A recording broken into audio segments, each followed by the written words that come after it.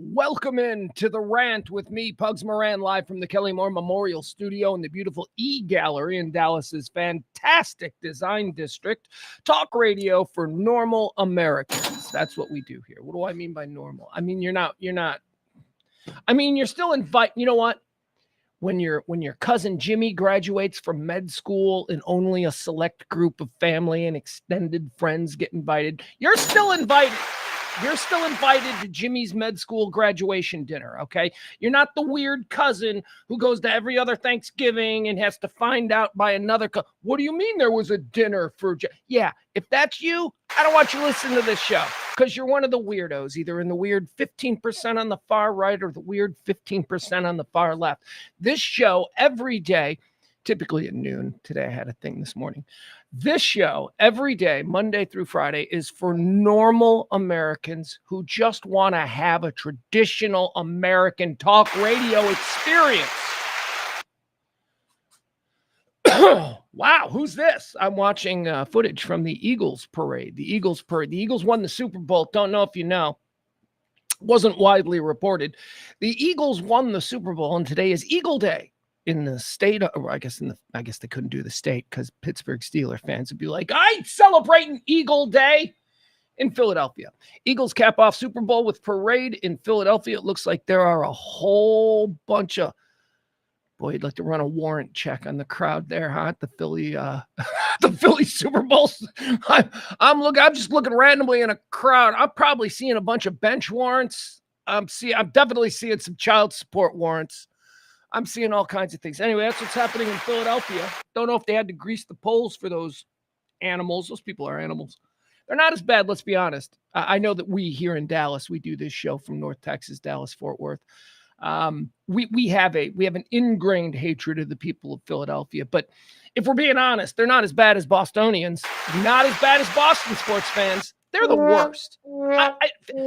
Philly may be the most criminal-minded, but just for sheer irritation levels, it's Boston fans. They are the worst.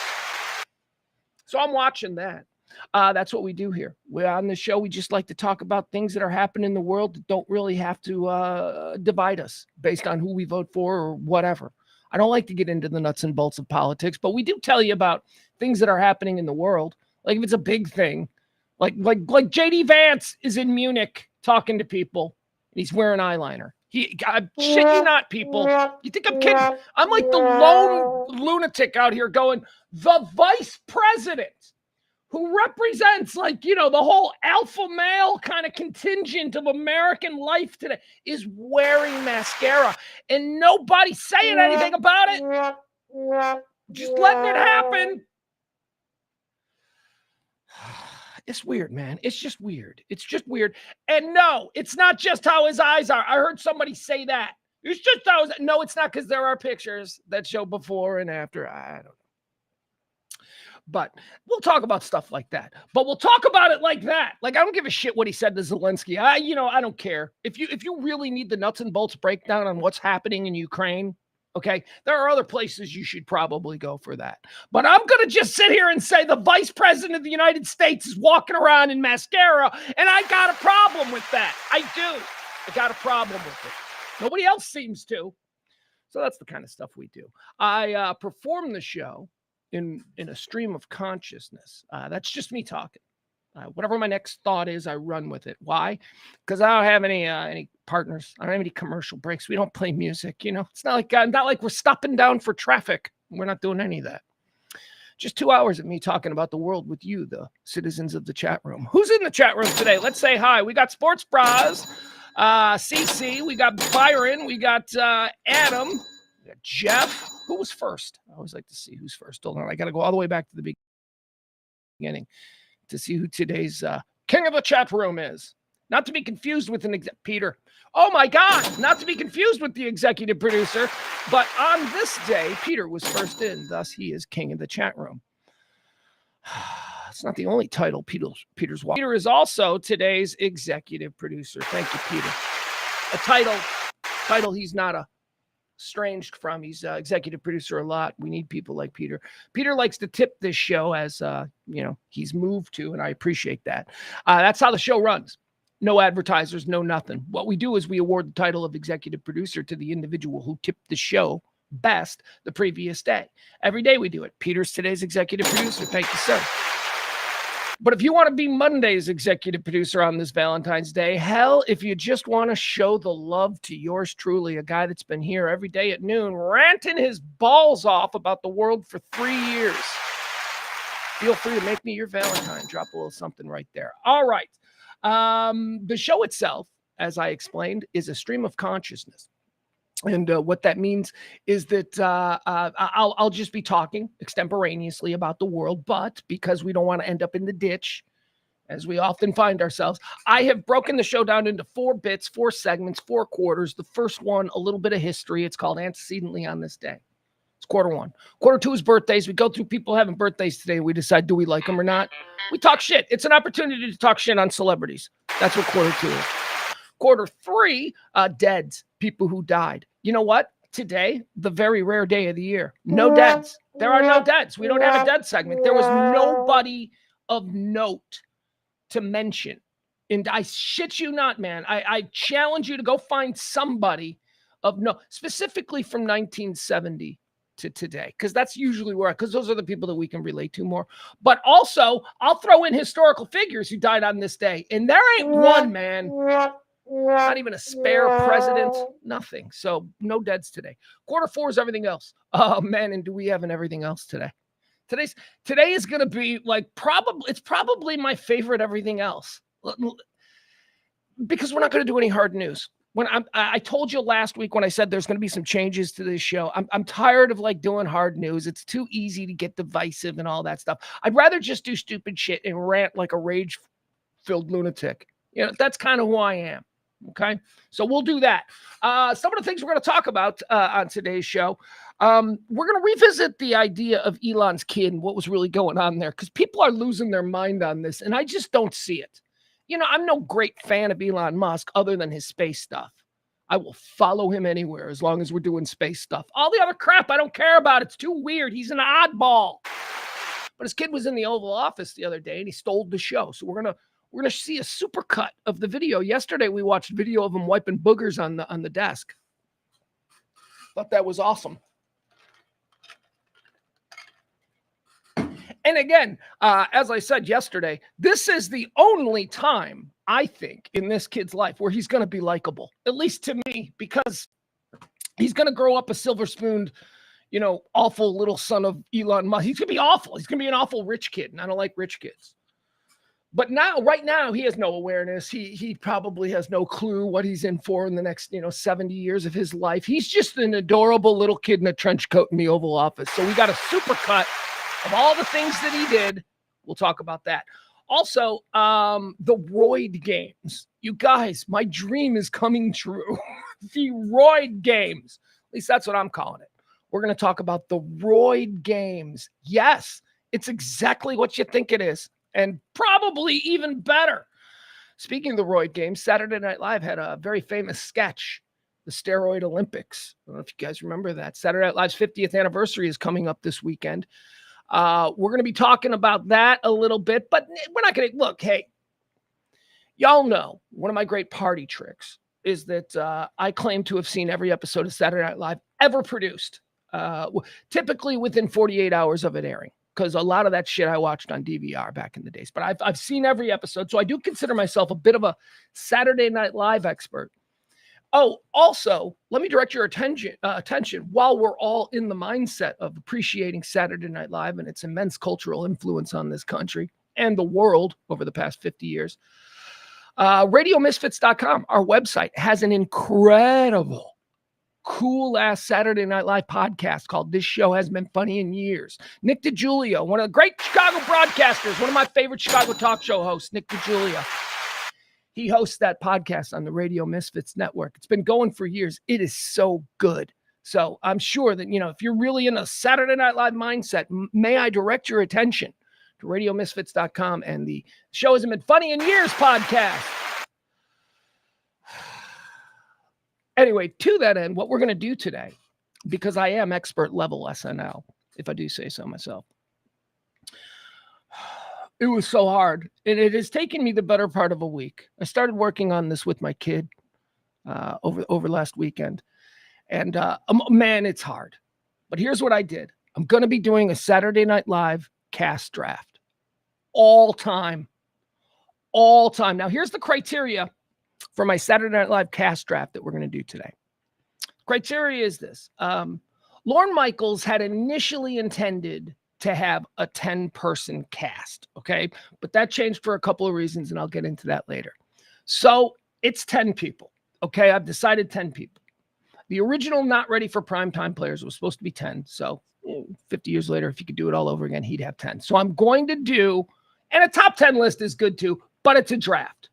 It is a 10-round Saturday Night Live draft, assembling the greatest cast of all time. It's the greatest cast of all time, and it is there are so many. If we wanted to go and featured players, there are so many potential featured players. Jesus, man. We've got box office champions who didn't make the cut. So we'll do that as well. Also, we got Kanye updates. You can't jerk off in a couple of states. We'll talk about all that stuff. So that's today's quarter 4. Everything that you need to know about this very day. Hugh Morris, he says this Saturday at regular time, they will air the first episode of SNL with George Carlin hosting. That's good for you, old people. You old people enjoy that. I watched the first episode of Saturday Night Live months ago. It's been available on Peacock for years, so it's there if you want to watch it. But thank you, Hugh, for any of you old people. Sunday 7 to 10, Peter says. Thank you, executive producer. Sunday 7 to 10, the SNL. Is it live? I don't know. Is it live? I hope it's live. Better be live. Should be live. Must be live. Probably is live. All right. With that said, thank you again to our executive producer, Peter. Let's get into today's show, shall we? Because we are on a bit of a clock. I got to keep this as close to 2 hours as possible because I got other big things doing. None of it romantic. I know it's Valentine's Day. But whatever. I got stuff to do. So we're going to get through the show. Today is the 14th day of February, year of our Lord 2025. Did you know it's the 45th day of the year? 320 remain. So get those New Year's Eve plans started. Let's go into quarter 1. We call that antecedently on this day. It's just a fancy way of saying this day in history. Take a look back at some of the things that help shape our understanding of what this day actually does mean. On this day, antecedently, the year 1778, the United States flag is formally recognized by a foreign naval vessel for the first time. This foreign naval vessel, upon being broached in open water by the United States Navy vessel flying the flag proudly, John Paul Jones at the helm. What did this foreign nation do? They gave a 9-gun salute to the USS Ranger. That's right. Legitimizing our Navy. A foreign naval power. Acknowledging us. Who was it? It was France. It was France, all you France haters. United States flag is formally recognized by a foreign naval vessel for the first time when French Admiral Toussaint Guillaume Picot de la Mothe, that's the dude's real name, Admiral Toussaint Guillaume Picot de la Mothe, that's his name. He rendered a 9-gun salute to the USS Ranger commanded by John Paul Jones. Thank you, France. Once again, you were there when we needed you most, brother. Appreciate you. And you also, France, thank you for getting all of our downed fighter pilots back in World War II. Thank you, Resistance. You guys were amazing. Antecedently on this day in the year 1859, we're going to welcome a state. Oregon, ladies and gentlemen. Happy birthday, Oregon. Never been to Oregon. Looks pretty. I don't know much about Portland. What else is there? Seattle, kinda. Seattle is kinda in Oregon, right? Because isn't I know it's Washington, but borders are arbitrary. There you go. Happy birthday, Oregon. What is Oregon known for? Oh, you know what? I'll tell you what Oregon's known for. An insurance commercial that airs during football games that I just do not like. Have you seen I think it's Progressive. In the premises is that you're at an Oregon Ducks tailgate party, and the dude shows up with a duck, like they're gonna cook the duck at the Oregon Ducks tailgate party. And the whole premise of the commercial is know what you're getting into, or whatever, whatever the thing is. Know what you're getting into. And he's like, hey, I brought a duck, let's cook it. And everybody's like, at an Oregon Ducks tailgate. I call bullshit on that. I bet if you go to an Oregon Ducks tailgate, I bet you will have 20 different kinds of duck being served before you get 5 feet into the parking lot. That commercial's nonsense. All right, that's all I got for Oregon. Oregon became a state on this day in 1859. Do they have a lot of ducks there? Or do they just have really nothing interesting in Oregon that they went, ducks? Let's be the duck state, because every state's got ducks. I mean, ducks are like ants, right? Ducks are everywhere. All right, let's see here. On this day in 1876, another one of these frauds. Here we go. Not as bad as Edison, but he's a fraud. On this day in 1876, Alexander Graham Bell, he applies for a patent for the telephone. On this day, he applied for a patent for the telephone. Who invented the telephone? Why, Alexander Graham Bell did. No, he didn't. No, he didn't. I don't know why we only know Alexander Graham Bell, because on the very same day, Elijah Gray in Highland Park, Illinois, applied for a patent for the telephone that was superior. It was a superior telephone, and they applied for the same day. They did. We don't know the name Elijah Gray. Elijah Gray was an American electrical engineer who co-founded the Western Electric Manufacturing Company. Gray is best known for his development of the telephone prototype in 1876 in Highland Park, Illinois. Some recent authors argue that Gray should be considered the true inventor of the telephone because Alexander Graham Bell stole the idea of the liquid transmitter from him. Although Gray had been using liquid transmitters in his telephone experiments for more than 2 years previously, Bell's telephone patent was upheld. Hey! Bell had money. Bell had backing. Bell invented the phone. There is no real truth. There's all just a construct. On this day in 1876, Alexander Graham Bell became fraudulently rewarded with the title of inventor of the telephone. On this day in 1912, Arizona, look at this, Arizona and Oregon, same day, they became states. Arizona is admitted as the 48th state. And fun fact, it is the last contiguous U.S. state. Contiguous. It's a fun word. Arizona, what do I got for Arizona? Man, Arizona is just dry Florida. You know, when there is so much nonsense that comes out of Arizona. You know, we all say Florida. It's James Parker has a terrific podcast called Florida Stories. Terrific. So Florida gets all the credit, but Arizona is just as screwy. There is just as much nonsense happening in Arizona. All right, moving on. Arizona, welcome to the party. There you go. On this day in 1912, Arizona is admitted as the 48th state. On this day in 1929, in my home Tizzle, is that how you say it? I don't know. Nobody says that anymore. In my hometown, the St. Valentine's Day Massacre occurred. Oh, this is fun outfit history. You know, I'm a big outfit guy. I love the Chicago outfit. I love the history.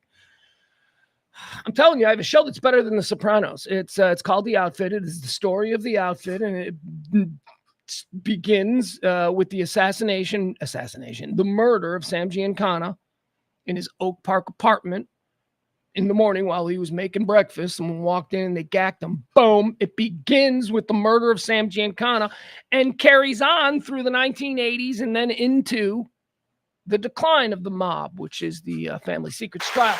That's the show. The show is incredible. It'll be better than The Soprano. It'll have characters like the clown Lombardo and Tony Accardo and Tony Spilotro and all of them. It's gonna be fun, man. I even got a character based on my partner Kelly's dad. Yeah, that's right. I'm writing Big Ed Moore into my outfit story.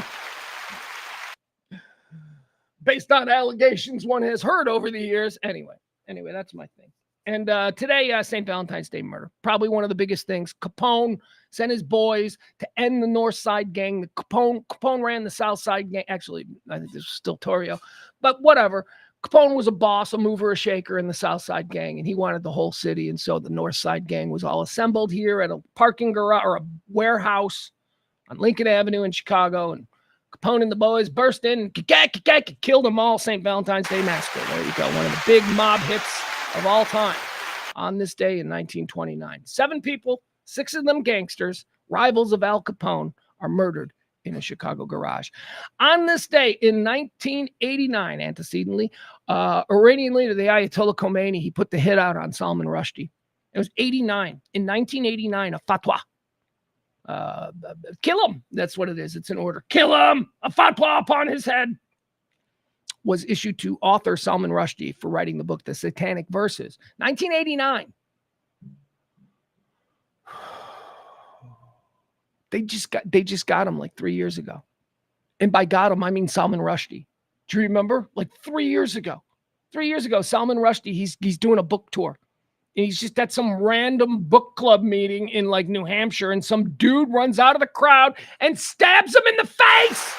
Just stabs him in the face. Like 30-something years later, he's thinking everything's cool. They must have forgot. And no, they stab him in the face. He lived. I think he's blind now. And it was on this day that whole thing started, 1989. Ayatollah Khomeini issues a fatwa encouraging Muslims to kill Salman Rushdie, the author of Satanic Verses. Antecedently on this day in 2005, here's the big birthday. Screw you, Oregon. Screw you, Arizona. On this day in 2000.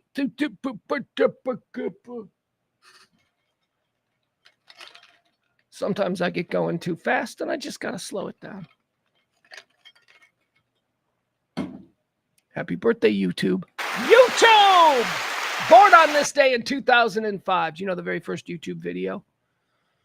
At the zoo. I think it's called At the Zoo. It's somebody from YouTube headquarters on the day they went live, on this day in 2005, on the day they went live, they said, let's go do a video of something, because, there was nothing there. So they ran down to the Brooklyn Zoo or the Central Park Zoo or something, and they just filmed some animals, and they uploaded it to YouTube. And now I'm telling you, I could not take everything away from me. Take everything away from me. Leave me YouTube. If you leave me YouTube, I will always have something to watch. Everything is there. I can't believe it's still free.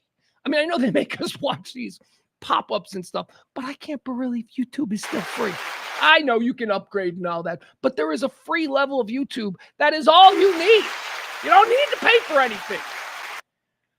Also, can we say another thing? Just a brilliant innovation that YouTube did first, that everybody else is doing now, but YouTube did it first. YouTube is the coolest thing in the world for inventing the skip option with commercials.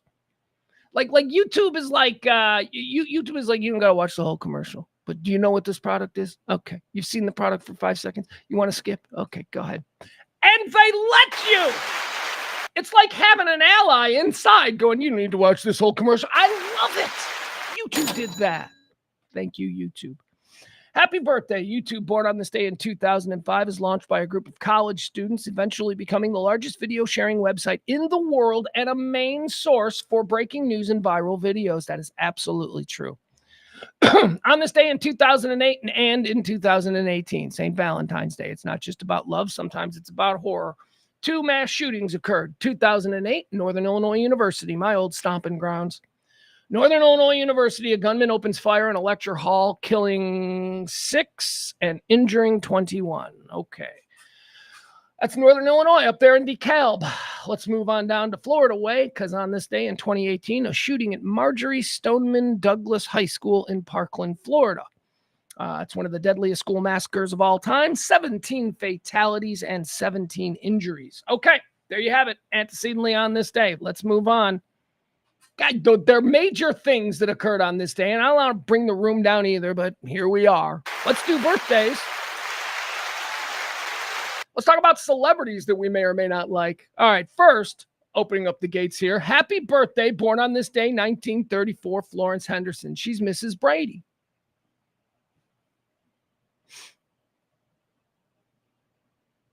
Hold on. Let me see something. It's Florence Henderson's birthday.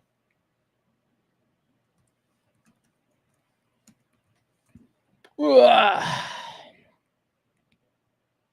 Okay. So Mrs. Brady, Florence Henderson was probably like in her mid-30s, like serious MILF years when she was Mrs. Brady. I don't think I've ever thought about this before. And the question is, Mrs. Brady, would ya? Would ya? Never thought about this before. I became a Brady Bunch fan when I didn't even know about the question, would you? Like, I was just a child. And she was always a mom, and she was just like any one of my friends' moms, so I never really thought about it. But now I'm a grown-up, and she's long dead, and we can look back at these pictures, and I can decide, was Mrs. Brady a piece? Okay, let's see. Here we go. It's Florence Henderson's birthday. This one right here, not so much. I mean, the pretty eyes, cute smile, something not great about it, but okay, right? Okay. She's a fine-looking woman. That is how I would describe her in this picture. I don't like that one. There's weirdness. I don't know. There's something weird about her. Something weird about her, right? Is Mrs. Brady doable? I need to know. Speak it out in the chat room. She's okay. I mean, yes. So the question is she doable? Yes, of course. Of course. All done worse, and many of us should be so lucky. That's pretty cute. She looks pretty cute there. You know why? Because she looks like a bitch. And y'all know I like bitches. Look at her. She looks like a bitch. That's kind of hot. Can you tell I was raised constantly being yelled at by a mother? That it's like this Oedipal thing is not like, I like women to yell at me. No, you don't. That's not. But it is funny to think, all right, there you go. Florence Henderson, born on this day. All right, I would. Would you? Let's see in the chat room. I mean, not incredible, right? Well, like other moms, we should do that. Hot Milk Mom Draft from TV. You know who would be one of my top 3 picks? The mom from Wonder Years. Totally underrated. The mom from Wonder Years was really cute. She had a little bit of that like mom weight on her because she pushed out 3 kids. But man, oh man. Mom from Wonder Years. Who's number 1? Who's the hottest mom? I don't know. This is a conversation for another day. Rather have Alice, says Jeff. Jeff is down for Alice. I don't think Alice was down for you, if you know what I mean. I think it was a different time and she wasn't able to be who she was. But I think if Alice was left to her own devices in the modern age, she'd have a very short haircut, a wide wristband, and a podcast. All right, let's keep going. Mrs. Brady, attractive woman, but still not like super sexually attracted to her. So I guess maybe we're onto something. How about this one? 1948, born on this day, Pat O'Brien. There's Pat O'Brien, Access Hollywood. He also used to do football. Pat O'Brien got disgraced when he was revealed to be the real Pat O'Brien. Was quite a shock. Do you remember this? So Pat O'Brien is the super clean cut, super Hollywood friendly, super middle America friendly, super, hey, everybody, how you doing? I'm Pat O'Brien, and I got a mustache. He was like Mr. Happy Guy. Hey, he's totally got no edge to him whatsoever. He's as vanilla as they come. Let's put him on absolutely everything. Hi, Pat O'Brien, everybody. That's who he was. He was that guy. Real cornball, real cheeseball. Then we learned who the real Pat O'Brien was. And let me tell you, Pat O'Brien's wild. Pat O'Brien apparently was like, we found out that he likes prostitutes. He got no problem with prostitutes. Loves them. Let's get a prostitute. He loved blow. He wanted blow. Hookers and blow. He was harassing this woman. He was trying to hook up with this woman. And apparently he was at a bar and he was drunk and he was leaving these messages on her answering machine. And she made the answering machine messages public. And they reveal a Pat O'Brien who is definitely not, hey, everybody, welcome to the red carpet. I'm Pat O'Brien. What are you wearing? It wasn't that guy. It was a totally different guy.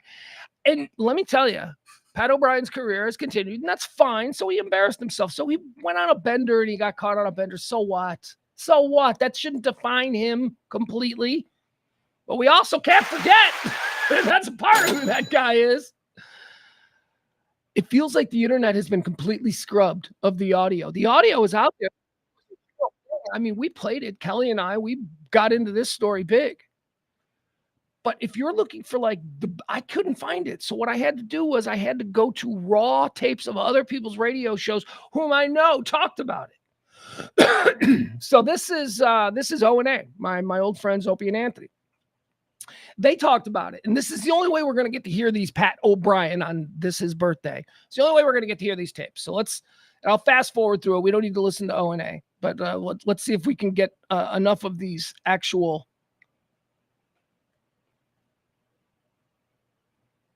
voicemail messages. All right, so here, let's go. Tape. So this is Pat O'Brien. Right. I don't know if he's whatever. So let's hear.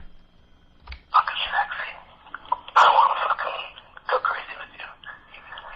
So, I want to fucking go crazy with you. Okay, what he's saying there is, I want to effing go crazy with you. I want you. Okay, that's what he's doing. That's the message. To copy this message to another person, press 6. Okay. To delete this message and go to the next, press 7. To keep the saved message Sunday, 7:09 p.m. All right, this is 7:09 p.m. on a Sunday. This guy is day drinking on a Sunday, probably watching football, probably, you know. You are so fucking hot. And I want to eat you. I want you to suck my cock. You are so fucking hot, I want to eat you, and I want you to suck my... Fuck you. And I want my girlfriend to eat you. And I want my girlfriend to be there too. He's hooking up a threesome. And then he goes on to request hookers and blow. But there you go. That's just a reminder of who Pat O'Brien is. He's not this cornball that he plays on TV. In fact, none of them are. All of those people in the entertainment world, they're all a bit crazy. They all got edge to them. They're all just packaged to appeal to your aunt who lives in Nebraska. But the reality is a bit more complicated, just as all of ours are. All right, happy birthday to Pat O'Brien, born on this day in 1948, born on this day in 1960, the gunslinger. Love this guy. Such an exciting, and I think history is kind of forgetting what a winner this guy was. How this guy was just going to battle you to the very end. One of the forgotten greats, man. He's a top 10 for me, certainly past the eye check. Born on this day in 1960, Jim Kelly. Jim Kelly, the gunslinger. Brett Favre before Brett Favre. Buffalo Bills, 4 Super Bowl losses, man. But this dude, you know how many championship games this dude won? You know how many games, regular season this guy led his team to? Jim Kelly was the real deal, man. Jim Kelly, born on this day in 1960, born on this day in 1970. Happy birthday, Simon Pegg. One of my favorites, Simon Pegg. Hey, he's a British writer, director, actor, comedic actor, Shaun of the Dead, all those kinds of things. But you may be familiar with him. His most high-profile thing, I think, aside from, didn't he do like some Mission Impossible movies? But anyway, he plays Huey's dad on The Boys, the series, the hit Amazon series, The Boys. Huey's dad, played by the great Simon Pegg, born on this day in 1970. He's so funny. He's so good. Also, speaking of so funny and so good and born on this day and not here in America, happy birthday, 1977 brought us the hysterical Jim Jeffries. Jim Jeffries, Australian comedian. Australia, New Zealand, I guess they care, but I don't really make a difference.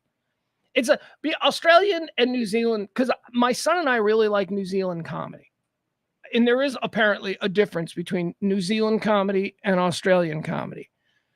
Probably similar to the differences between Upper Peninsula Michigan comedy and Lower Peninsula Michigan. You know, I don't know what the difference is, but they themselves, they see a difference.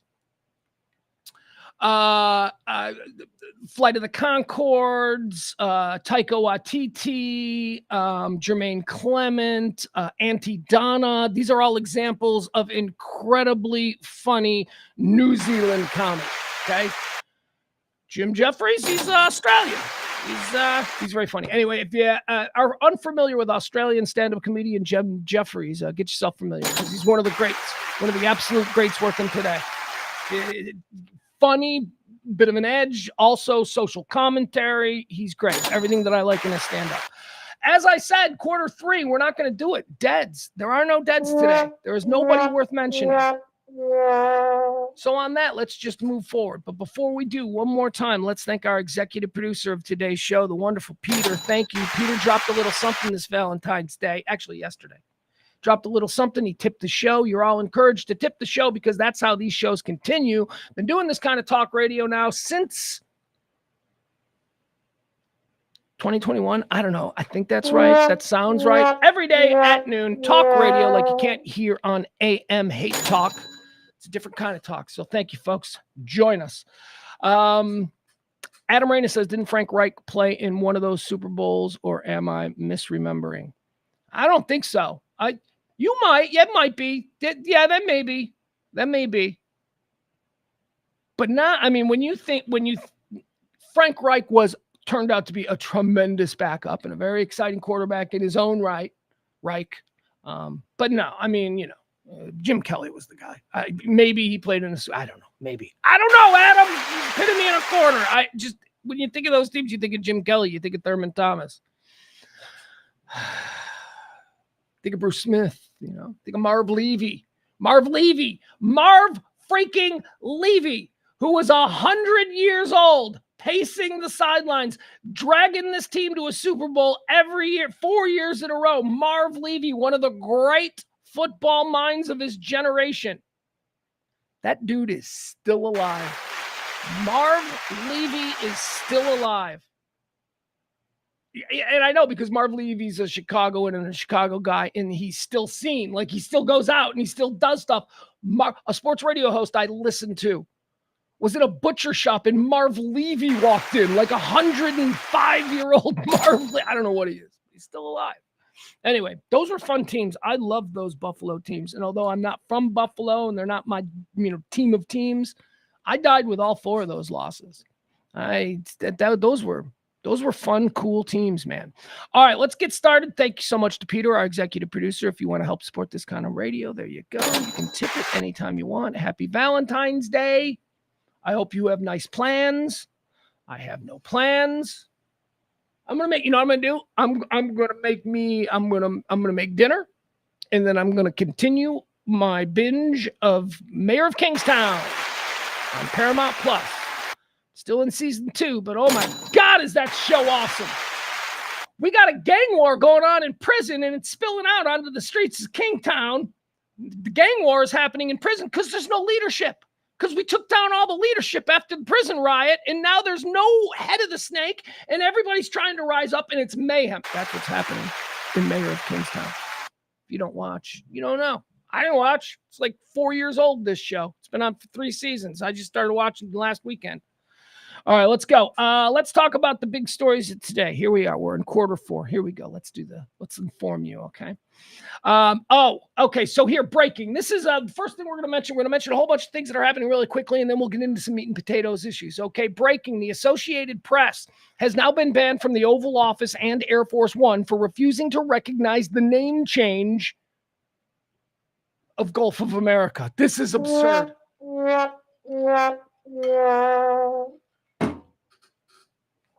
This is absolutely absurd. Okay, I got to call timeout now because this has been going on for a couple of days. I believe this entire week. It was AP who was banned from the Oval Office. Made a big stink. All the other news bureaus are like, wait a second. You can't ban the AP. I mean, you can make a case you want to ban CNN, you want to ban. Can't ban the AP. Okay? Now, please, I think you guys know I try to be consistent on this. You know that I call out a whole lot of bullshit media. And you know that I have no trust or no love for any of the corporate cable news giants. Those are all commercial news entities. Fox News, MSNBC, CNN, they all have agendas, and many of those agendas are primarily fueled by profits, okay? So that is not a way to distribute necessary information to the huddled masses. That's not how we do it. That's not how it was intended to do. I try and call it out wherever I see it. Just because it's something new and it's a guy wearing a suit doesn't mean it's the truth, right? We have that problem too with media. We've got all of these, the Alex Joneses and stuff, who the Nick Fuenteses and the Charlie Kirks, they all do these shows. Me, but I'm not doing news. I'm doing, more lifestyle. We got all these people out there. It's muddled. We don't know what to believe, and we don't know what is actual journalism and what is just straight reporting. We don't know. And I hope you appreciate, and I hope you acknowledge that I have been pretty critical. I mean, how many times do I scream about the state of current editing of news stories? I punctuate, it's just bullshit. They're all about the money, the bottom line.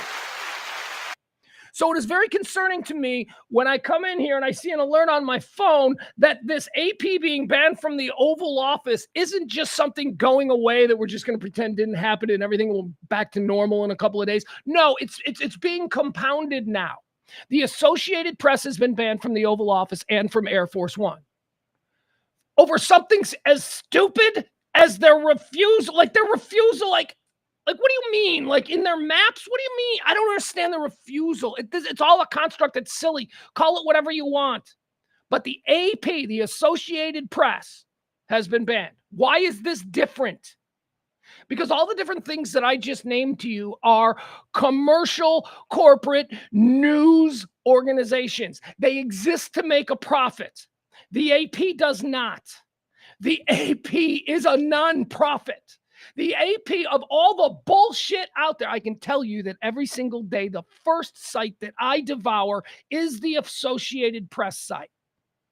The Associated Press doesn't have some Rupert Murdoch or Jeffrey Zucker, standing there above with the puppet strings. No, the AP is the original news aggregator. The AP takes news from journalists all over the world, compiles it in one source, one site, and the newspapers from around the world and the CNNs and the Fox Newses, they use the AP's nonprofit reporting, non-agenda reporting. Unless, of course, you don't like what you're reading in an AP story, then, of course, you can claim it's got an agenda, but really it's just because you don't like what you're reading. They are the closest thing to an honest broker in news gathering that we have in journalism in 2025.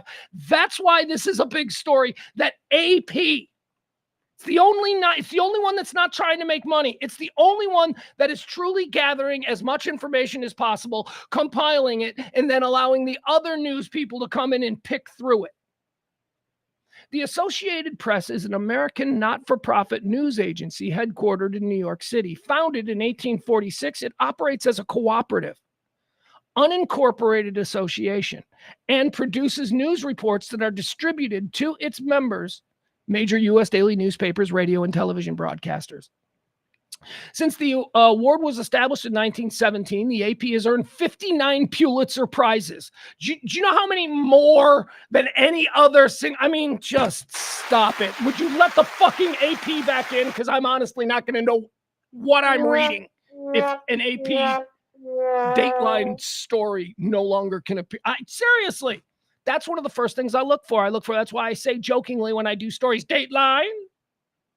It's both an ode to the great Paul Harvey, but also it's because I'm trying to let you guys know where the source is. I don't question AP sources. I mean, I'll read it and, maybe but when I see an AP, I'm like, okay, this is a real story. When something nutty starts circulating on Twitter, raw news alerts, breaking, the first place I go to confirm it's a real story is AP, and so does every other journalist. So this is madness. This is stupid. Over the Gulf of Mexico. Hey, AP, just call it the Gulf of Mexico or Gulf of America at this point. You cannot cut the rest of us off from information. Also, Trump is going to do reciprocal tariffs, which, I get. Okay, let's see where this goes. So, did you see him yesterday? He's standing there in the Oval Office. He's with Modi, the guy who runs India. India, don't be sleeping on India. India is a big dragon out there. And they are a superpower, and they've got room to grow. They got a high ceiling. That India is all I'm saying. And so we got to respect India, maybe in a way that other generations didn't. So India's there, Modi's there. They're in the Oval Office or whatever. They're podiums wherever they are. Roosevelt Room. Who cares? So they're talking, and the question of reciprocal taxes come up, which would be a major kick in the nuts to India. And remember, he's standing there with the Indian prime minister. And they say to him, hey, Trump, what about reciprocal taxes now? Huh? You want to answer it with him? And Trump goes, we send something to India. There's this many taxes on it. So from now on, when India sends something here, we're going to put that many taxes. He said it right to the dude's face, man. It's like, no concern at all. Just like, yep, that's what we're doing, Modi. I mean, it was cool to see. It was cool to see that kind of, I just don't know how effective that is, because I understand why tariffs exist, and I understand why, you know, it was in our best interest as a nation, as a superpower, to see other thriving democratic economies around the world. And in order to make sure that they could produce and create things, we had to make it harder for our own people to sell in their land. Why? Because we wanted their land to build up. That was the reason for it. That makes sense. So we don't do it anymore. Okay, we did it for 50 years. Now it's reciprocal tariffs. Tell it's going to kill Walmart. It's going to kill Walmart. It's going to kill all the Dollar Trees. I don't think that's going to be around anymore. Not with reciprocal tariffs. So I don't know. Like, I'm not critical of Trump on this thing. It's a bold move, man. And bold moves are sometimes massive disasters and also sometimes incredibly enlightening experiences. So who knows? We'll see.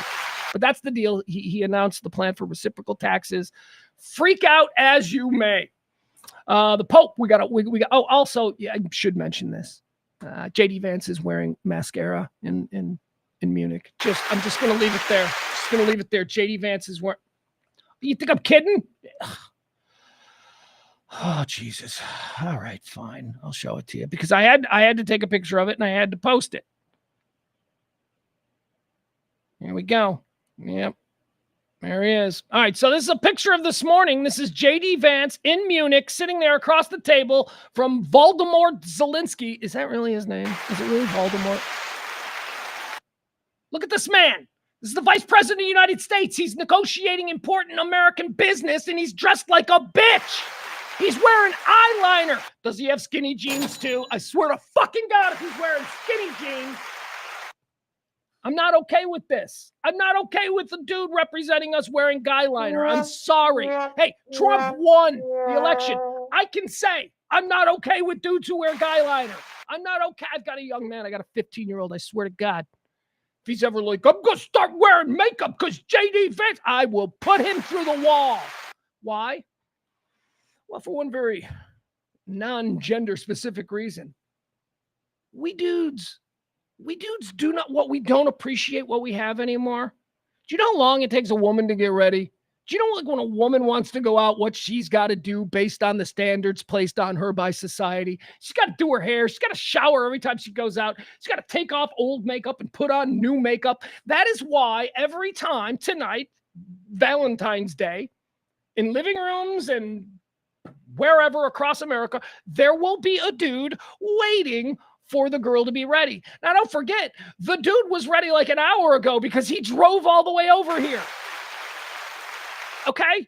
This is a benefit that we guys have. We can also piss outside. That's a good one, too. We can piss anywhere, anytime. Why are we giving up the fucking no makeup thing? Why are we doing that? Why is this thing normalized? All right, so that happened in Munich. Our vice president walking around like some twink at a New York sex club. Great! This is great. We just got rid of that. We just got rid of that Blinken guy, right? Wasn't his name? He was our Secretary of State. He was the musical troubadour. Remember him? Blinken used to go into different countries and he'd always bring his axe, man. Because, you know, you never know when there's going to be a moment to do like an open jam in Tehran or wherever the fuck he was. That was embarrassing. That was embarrassing, okay? That idiot, Blinken. Yeah, man. He gets off the airplane. He's carrying his guitar. I mean, who the fuck do you think you are? Can we be serious about this shit? And now we got a vice president wearing fucking eye makeup. Jesus, man. Seriously. And I know Trump wears all kinds of makeup too, but you know what? He's different. We let him get away with shit. Can we just accept that Trump is allowed to do whatever the fuck he wants? Not J.D. Vance. He didn't earn that. Running around with eye makeup on. All right, there we go.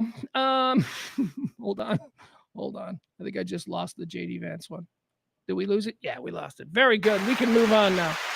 All right, guys. What else do we want to talk about? The Pope death watch. We got a death watch on the Pope. Everybody, Pope's going to die this weekend. Over under. Sunday night at 6 p.m. Central Time. The Pope had bronchitis last week, and he's been showing up. They've been wheeling him out to like different sort of speeches, but somebody else has been speechifying, and the Pope has just been sort of weekended burning it.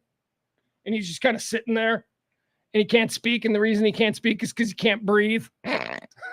So, can't do a whole lot of other things either if you can't breathe, like continue to live. So this morning they brought him to the hospital. They brought old Pope Francis to the hospital. That's too bad. I like Pope Frank. Pope Frank seemed kind of cool. As far as popes go, he's the first pope to be like, I don't give a shit about fags. That's not a problem for me. And I'm like, that's awesome. That's awesome to have that attitude from a pope. That's good. As a Catholic, as somebody who's pushed away from the Catholic Church because all these archaic ideas about how women can't do that and priests can't have sex and, oh yeah, gays are going to hell. So Frank sort of represented a little optimism, a little something, because who knows? I might get sick. I might need to fall back into my faith. And that would make it a more comfortable Catholic experience. But he might be gone. So let's say the over-under on Pope Frank kicking it. 6 o'clock Sunday. I'm going to take the under. I say he goes Saturday afternoon. I say the announcement from the Vatican comes Saturday afternoon and Pope Frank is gone. Where's he going to go? Heaven or hell? That's a conversation. It's a conversation. All right. What else do we have here? Let's keep moving, right? All right. So Elon's kid, I was going to talk about Elon's kid. I don't want to talk about Elon's kid. I don't care what he said. There's a whole bunch of people online going, the kid was talking shit to the president. Meanwhile, CNN showed the exact same clip and they amplified it. And the kid is asking if he can go to the bathroom. So I don't know what to believe. Whatever. Here's what I do know about the Elon's kid situation in the Oval Office from a couple of days ago. That kid's fucking cute. That is a cute little kid. And it's probably the only time in that kid's life where I will be comfortable being around him, because right now he doesn't know. He has no idea what he can get away with. That kid can get away with anything. He's Elon Musk's kid. Like I said yesterday, there are at least half a dozen grown-ass men with careers who currently work for Elon Musk who are going to be fired and have their careers ended because of something that this fucking kid says or does over the next 5 years. This kid's going to get people fired. That's the kind of kid he is. As soon as he realizes he can, it's going to happen. But he's cute now, little X. I don't care what he said. All right, let's go on to a story that I really want to talk about.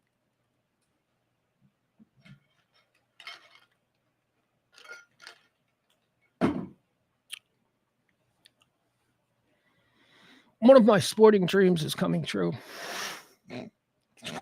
So I have been consistent on this dream of mine since at least the early 90s. I want there to be a steroid Olympics. That's right. I've always supported the concept of an Olympics where you use all of the things scientifically available to enhance what the human body can do. Now, programming, and we talk a lot about programming on this show, just things we think because, other people said it. Incredibly stupid shit. Like Die Hard's a Christmas movie. That's stupid programming. Nickelback sucks. That's stupid programming, right? Programming. There's a whole bunch of examples.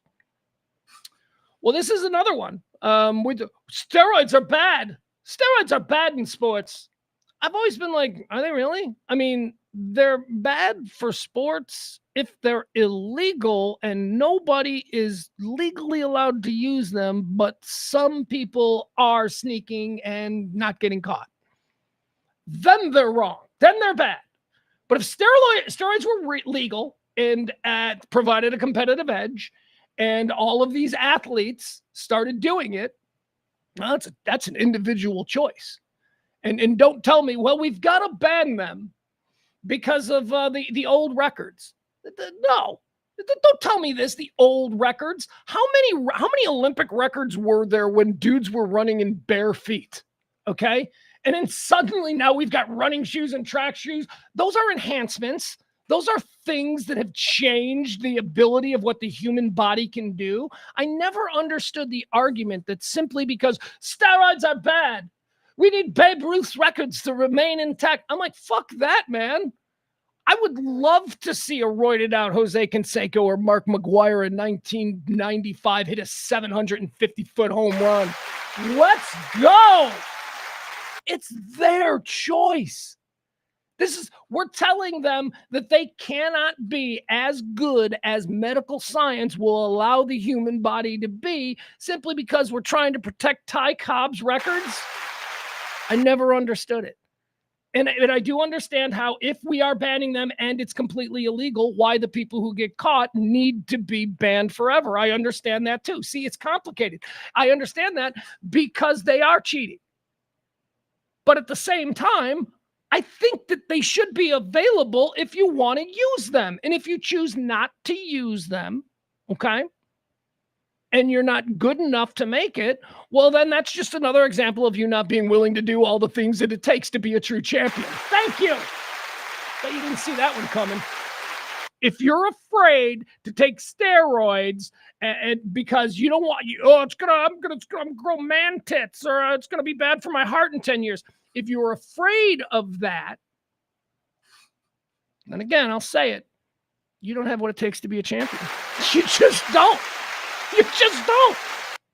Champions are fucking nuts, man. Champions don't give a shit about anything. That's why I'm not a guy who's got, World Series rings. I'm not a guy. I didn't want to try that hard. I don't know if the talent was there anyway, but you get my point. Champions are nuts. Champions wake up at 3 o'clock in the morning and run 6 miles because they just got to be champions. I don't need it that bad. I really don't. I walk into a room, people are amused by me. That's good enough for me. I don't need to be Michael Jordan. Comes word after, like I said, man, a lot of stuff's changed after Trump won. And you know me, I wasn't supporting that. I wasn't like a Trump guy. I'm like, oh, shit. Things are going to change. Buckle up. Well, here we go. I'm buckled. I'm ready to go. And there are some things that I'm liking, like the very real concept of the World Enhanced Games. The World Enhanced Games, the Enhanced Olympics, is a very real thing. And guess who is investing in it? And guess who is probably going to be a billionaire now because of it? Because this thing is guaranteed to be a massive hit. Everybody's going to watch this. Donald Trump Jr. That's right, Jr. Old Sniffy. He's behind the Enhanced Olympic. He's donated a whole bunch of money. Here's the story. And again, aside from the fact that you think steroids are bad, which you do because of 40 years of programming, despite that fact, they make a lot of good points as to why this should be a thing. Trump Jr. backs Enhanced Games, an Olympic disruptor that would allow steroids in sports. All right, let's read about this. A group led by Donald Trump Jr. is where's Dana White in all of this? You just know Dana White's in here somewhere. And Antonio Brown, too. I bet AP. No, or would it be Canseco? Can we make Jose Canseco the chairman of the Enhanced Olympic Committee? Chairman Canseco. I don't know. I'm just trying to make it all make sense. Although this has always made sense to me, and I'm glad we're going to do it. A group led by Donald Trump Jr. is infusing funding and some political muscle into the Enhanced Games, a sports festival that would hold track, swimming, and other events free of anti-doping measures. Trump's group, called 1789 Capital. Oh, Jesus, now I got to go look at 1789 and see what fucked up shit happened that they decided to name their capital fund after it. 1789 was the year that the most slaves were brought from Africa. Is it something like that? Is it something? There's some weird reason it's 1789 Capital. Okay, anyway. Trump's group, called 1789 Capital. It's the year of the Amistad. Trump's group, called 1789 Capital, is bringing what Enhanced Games founder Aaron D'Souza said was double-digit millions to a project set to kick off with an event in the United States next year. Where? I want to see it. As much as for the money, D'Souza says he's connecting with the Trump family because of its history of disrupting the status quo Enhanced Games features a video of President Trump on its website announcing Thursday's rollout of the partnership. The fucking President of the United States.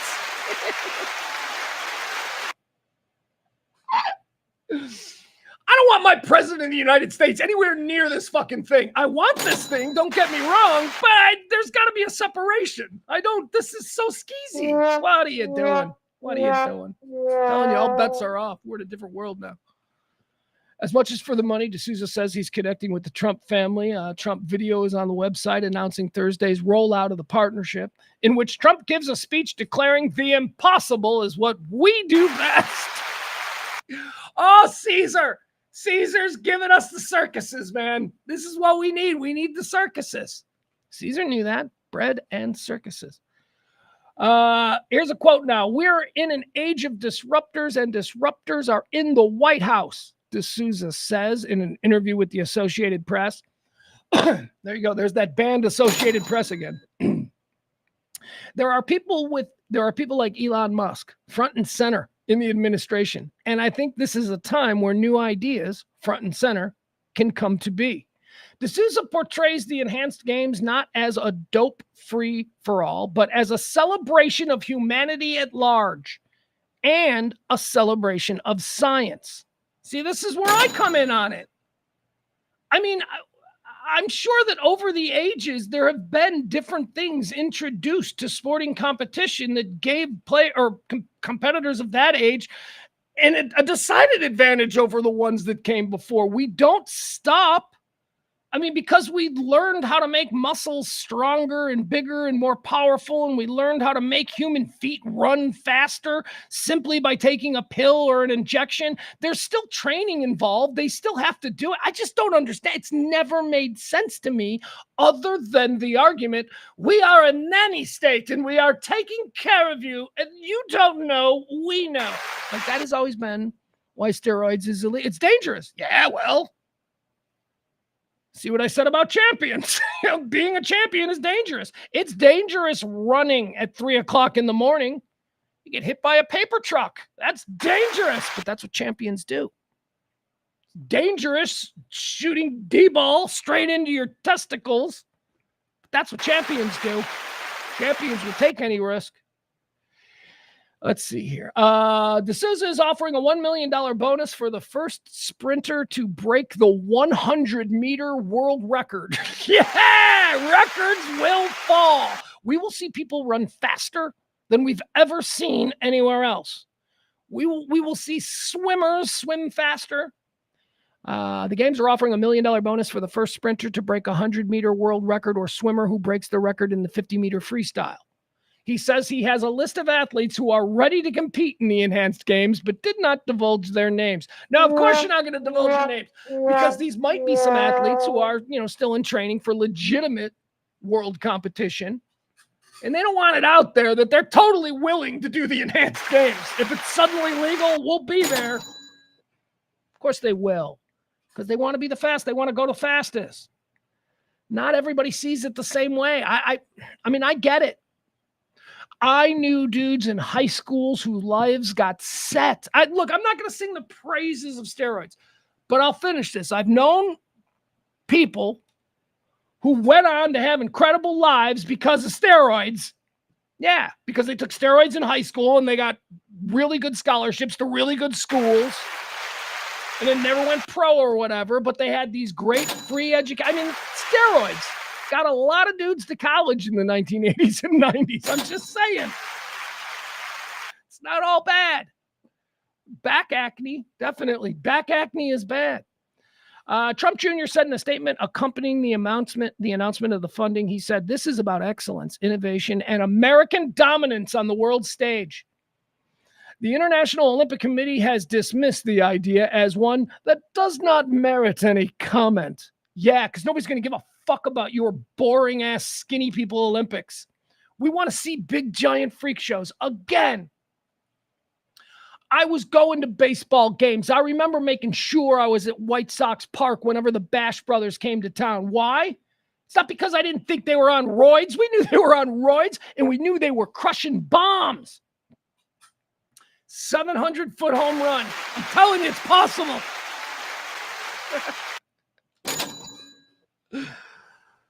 Aluminum bats and steroids. Let's go. I need that 700-foot home run before I die. The International Olympic Committee has dismissed the idea as one that does not merit any comment, though there are some with international sports bona fides who increasingly view it as a realistic path in what they believe is a broken world anti-doping system. D'Souza sees room to move, given the U.S. government's year-long scuffle with the world doping. Anyway, we need to go into this. But anyway, here we go. So we're going to get Royd Olympics. Don't know when. I'm sure we're going to hear more about it because this is a really crazy, cool story. We're going to get the Royd Olympics and then we're going to get the Trans Olympics, right? We're going to get both of these. Haven't these both been discussed over the last couple of months? All right, let's keep going. Another big story here. Apparently Kanye's little slut wife, his little prostitute wife, his little, she does whatever I say, whenever I say, his little, what do we want to call her? Handmaid? Kanye's little handmaid wife has finally said, that's enough. And apparently she's left him. Yeah. She really does look so much like Kim Kardashian. She really does. And that is such a weird thing. Well, that's a weird, you know what? I think Kanye might be weird because he went and he divorced Kim Kardashian and he went and got another wife who looked exactly like her. I think Kanye might be a little strange. All right, Kanye's fucking Gary Busey times 10, right? Okay, Kanye is out there, bro. And I guess the wife, she's out. She's like, I'm done. This is crazy. You made me get naked last Sunday at the Grammys. She looked horrified. Story is she didn't want to do it. And he's like, you're going to do it. So she did it. And it doesn't matter. I mean, she's not gross. She's gorgeous. Like her body is spectacular. So it's like, oh, look at that. Great body. Okay, ogle. Let's move on. It wasn't that, though. They're saying that it was the Nazi Twitter spree that he went on over Super Bowl weekend that was enough. She's apparently moved out and all of that. Hold on. Here's the story, and no less a source than the Daily Mail, UK Daily Mail. It's a tabloid. They would know this shit. Kanye West and Bianca Censori are allegedly heading for divorce 11 days after her naked stunt at the Grammys. It's thought that they have verbally agreed. Oh yeah, here's the deal. She gets $5 million. That's it. So for the past year, she's been married to Kanye West, and their prearranged agreement is $5 million. I bet you there was more. I bet it was a scale. If it went 2 years, it would jump up to 10 million. 3 years, 15 million, something like that. It probably, but she got through 1 year and she's like, no, I'm going to cash out with my $5 million. And I'm also going to phone a friend because I need somebody here right now because this dude is nuts. Kanye West and Bianca Censori, a source close to the rapper 47, confirmed that the couple have now broken up and that they expect a legal filing at the end to end the marriage in the coming days. It's thought that they have a verbal commitment that she will get a payment of $5 million following their short marriage. See, that's interesting. It's thought that they have a verbal commitment. I could totally see completely balls out nuts Kanye, because 2022 he was nuts. He's always been nuts, but balls out nuts Kanye looking at her going, all right, $5 million. You verbally agree. And she's like, yes, baby, I agree. $5 million, but nothing's ever going to break us up. We're going to be together forever. All right, $5 million. Hold on. Mind meld. Kanye magic mind meld. He thinks that's going to hold up in court. My thing is, I think she's going to get a lawyer, and she's probably going to end up with a lot more than $5 million after the kind of nonsense that they're going to show. She's going to claim abuse. Oh, it's going to be bad. It's going to be more than $5 million. Anyway, there you go. And she can go back to being a world-class architect. You remember that? Kanye told us. He's like, she's a world-class architect. Now show him your tits. Okay, she's not world-class. Maybe she's not. Maybe she went to architecture school. Or maybe she's a landscape architect. She's good with flowers and all that. She isn't a globally acclaimed architect as Kanye led us all to believe. I know he only said that because Kim Kardashian passed the bar exam, right? That's why. That's so weird. All right, perverts, I got a big piece of news dropping for you, and this is hysterical. This is absolutely, this is what I said, man. Elections have consequences, and all the bets are off. It's about to be illegal. It's about to be illegal in 2 states, Mississippi and Ohio. It's about to be illegal to masturbate. Yeah, with a $10,000 fine if you get caught, which I think is really important to this law. It's a stupid law. So it's now illegal in this, or it's going to be soon because they think it's going to pass. It will be a $10,000 fine if you are caught having ejaculated without the intent of creating a life. There you have it. Mississippi and Ohio. I'll read it to you directly. Legislators in Ohio and Mississippi are attempting to pass a new bill to make ejaculating a felony offense for men to ejaculate without intending to have a baby. Legislatures say that they want to fine men up to $10,000 if they're caught doing so. Now, let's not get distracted by all the nonsense here because, one, it's an unenforceable law unless you're a sex pervert who's jerking off in public. And at that point, it just becomes a $10,000 fine. They're not going to kick in your bathroom, like your mom did in 7th grade. Nothing like that. But this bill in state legislatures do 2 things.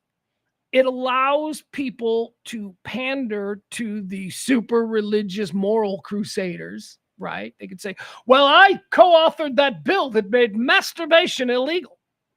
Even though everybody masturbates. I'm just going to go ahead and say it. Everybody does. Maybe weirdos don't. Maybe there's something broken in weirdos, but every normal person, it's a natural thing. Some do it way more than others. Let's be honest about that. Some people are good once every couple of weeks. Some people are good once an hour. There are those people. And I think that's what this bill is for. This bill is for the people who are going to be masturbating in public because there's no way to catch you. There is no way to fine you $10,000 if you live in Ohio or Mississippi. If you're jerking off on your couch, there's nothing wrong with that. It's illegal. So, you got to deal with that. You are a lawbreaker. They're not going to catch you. How are they going to catch you jerking off? You're going to be doing it in a place you shouldn't be doing it. That's the only. So there you have it. So a funny law, an unnecessary law, an observation of how our local legislature will pander to the absolute stupidest voting bloc in their district. That's what this is. There is some idiot church that probably dances with snakes every Sunday who are very excited that this is passing in Mississippi. But everybody else is like, yeah, I'm not worried about getting caught jerking off in public. We're fine. I'm going to keep on jerking off. I was never going to do it at the bus station anyway, so we're good. Yesterday we talked a little bit about DEI. This is one of these subjects that very complicated, and I think that we do need to talk about it because it's a buzzword. It's a DEI. It means to just about everybody now. Badness. Badness. DEI is bad. It's like woke and liberal. I mean, those words have been claimed, rebranded from whatever their initial intent was, and now they are slurs. So we've been talking a little bit about DEI because I think DEI policies and all that's happening with this is interesting to watch. The DEI is, of course, diversity, right? D. E, which is equity, having a share in the profits. And 1, inclusion, being allowed. As I said yesterday, this is like, it's like a weird, I don't, point is this. What DEI has come to stand for and be defined for a lot of people is just another, white people are terrible. Let's make sure that white people remember how terrible they've always been. Okay, so that's the troubling part of DEI.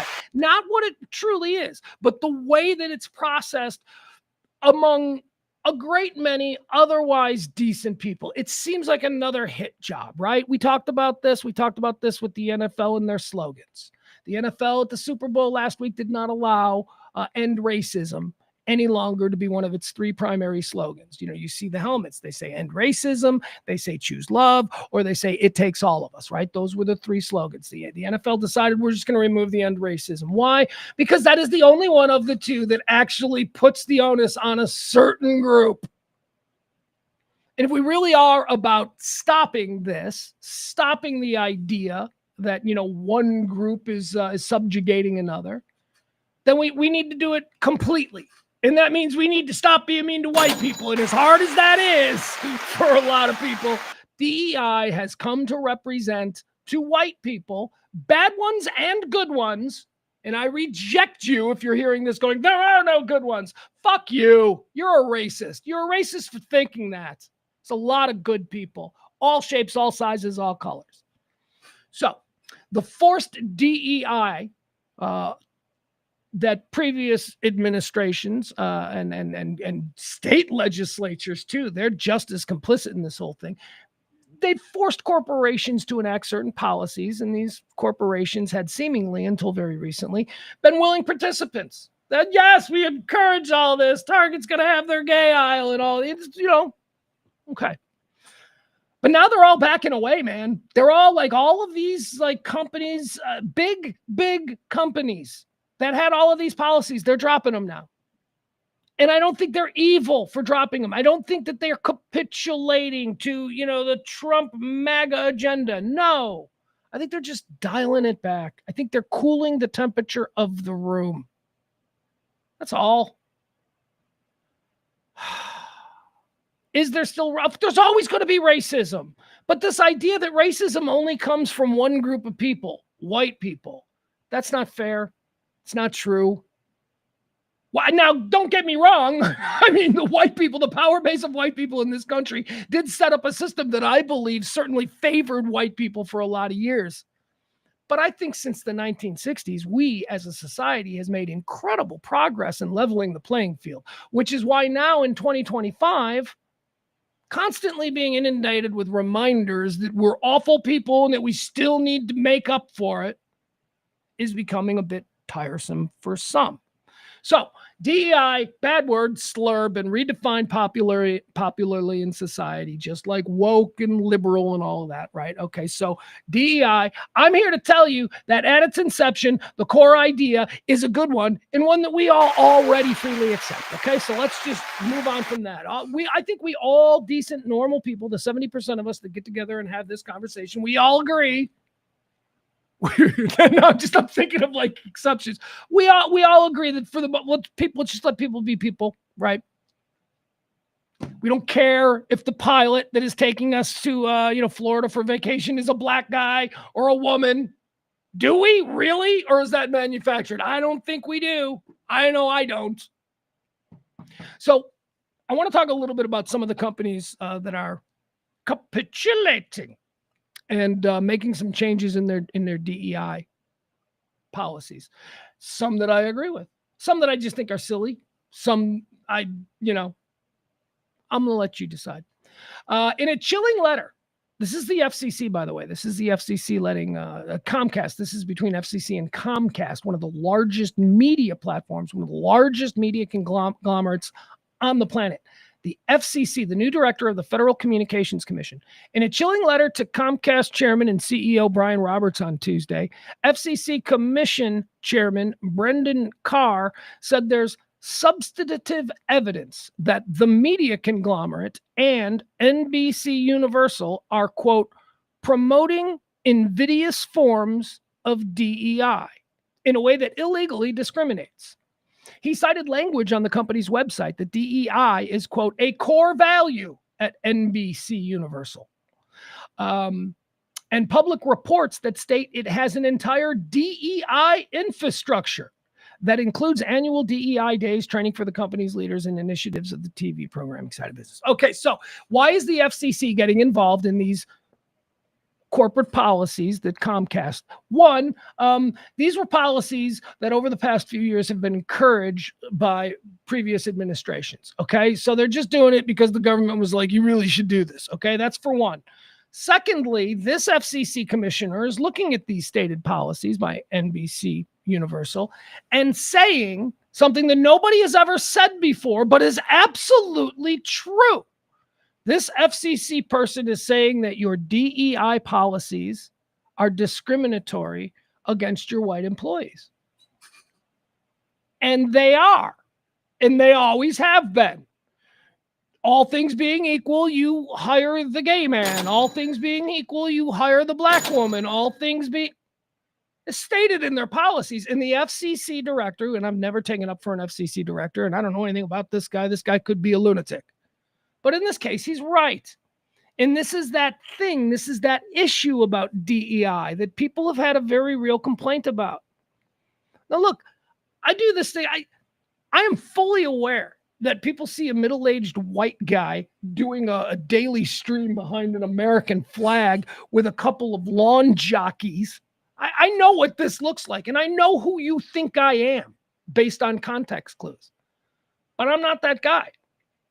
So when I tell you this about DEI, I know that it's just a white guy screaming about it. And I know that there's, from the get-go, a lack of credibility because of all the things I just pointed out. But I'm just a person, man. And I'm just telling you that there are a lot of white people out there who roll their eyes at all of this shit because in the moment it makes them think about how awful slavery was and about how awful white people were to black. But we don't want to do that either, man. So this FCC commissioner is talking to Comcast, and he's telling them your DEI policies are not as great as you think. In fact, they are quite discriminatory against white people. And that has been the complaint. Now, that complaint has always been shouted down as, you're a racist. What? Because you point out that that's true? If you're a guy who needs a job because his wife is pregnant and he's just out of the military and he goes in and he's got a great opportunity and the wife kisses him and says, good luck on the interview, honey. And he goes there and he doesn't get the job. He doesn't get the job because of the stated DEI policy. Come on, man. No love for that guy. That's the problem. We could be ecumenical with all of our great wealth. We could spread it out and we can share it. We can. We haven't previously, but that doesn't mean that we're not trying to be better. Give that guy a job. That guy doesn't mean shit because 200 years ago, the person who got a job's family was brought here against their will. That's the thing that a lot of people are getting tired of hearing and being reminded of. It's not fair. There is a lot of unfair things that we can talk about, but that's why I always say shit started to change in the 1960s. Before 1960, black people couldn't get mortgages for homes. That's why there's ghettos. So you fucking racists out there, stop with the whole, do you ever see the neighborhoods where they live? It's because they had no ownership. Okay, they weren't allowed. Banks didn't give black people mortgages until Johnson signed the Civil Rights Act, saying that they had to. So look, there's been a lot of shit, generational compoundment of marginalization from an otherwise thriving society is absolutely something that occurred to people of color in this country. But again, since 1960, we have all been very aware of that. And I thought that we were all in good faith moving forward to make things equal.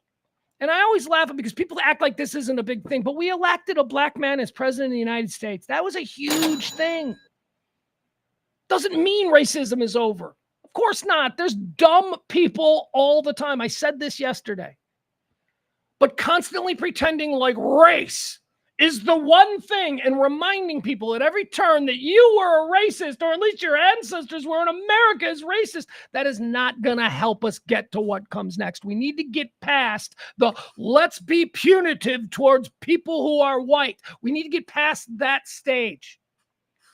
We need to punish the real people who are white and assholes, and we need to punish the real people who are brown and assholes, and we need to punish the real assholes. But that's why this DEI thing is such an ugly topic now, because what started out as a good idea and with the best of intentions has turned into another way to separate us and divide us. Okay. So let's continue on with the FCC chairman's letter. Promoting invidious forms of discrimination cannot be squared with any reasonable interpretation of federal law, he wrote. Invidious, meaning you're pretending that you're being inclusive, but really you're saying we're being inclusive because we're not letting these people in. That's invidious. I do like the word invidious. It means, well, anyway, let's move on. Promoting invidious forms of discrimination cannot be squared with any reasonable interpretation of federal law, he wrote.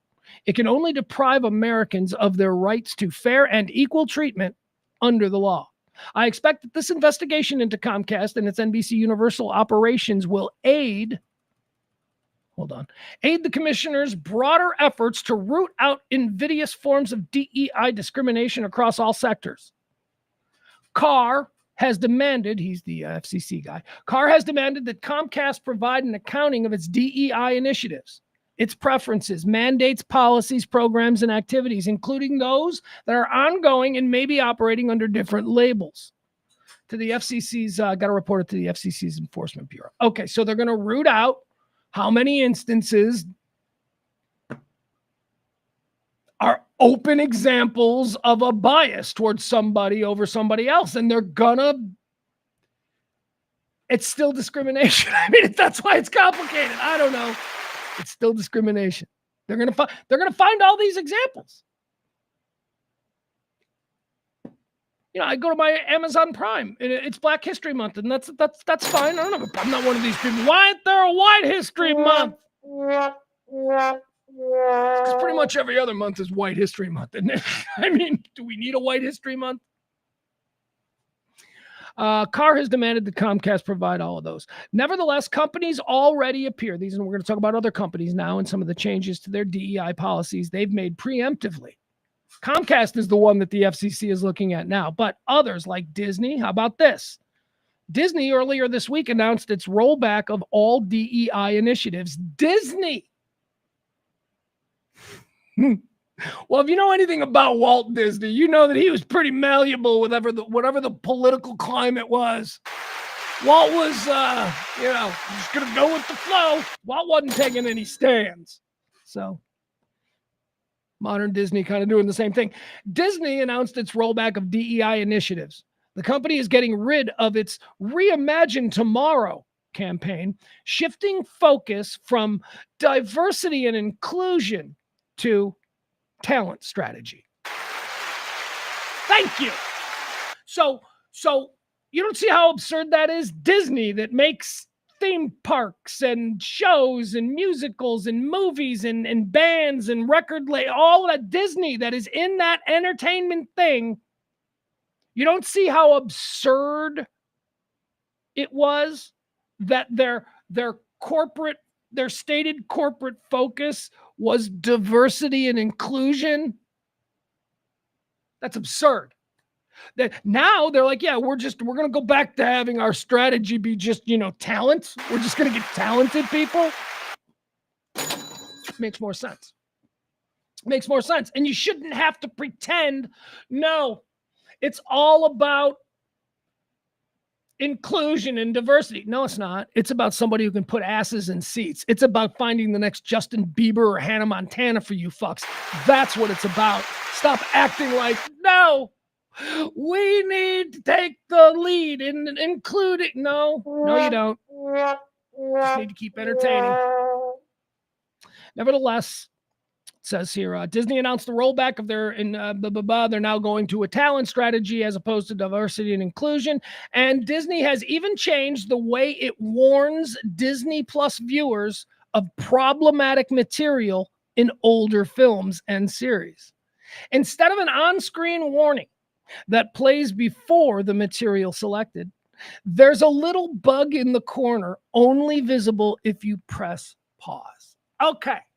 Now, this is important. These are the little things, because what pisses us off? The peasants, the rank and file, the little things. The big things we don't understand. They're too complicated. Other people are in charge, whatever.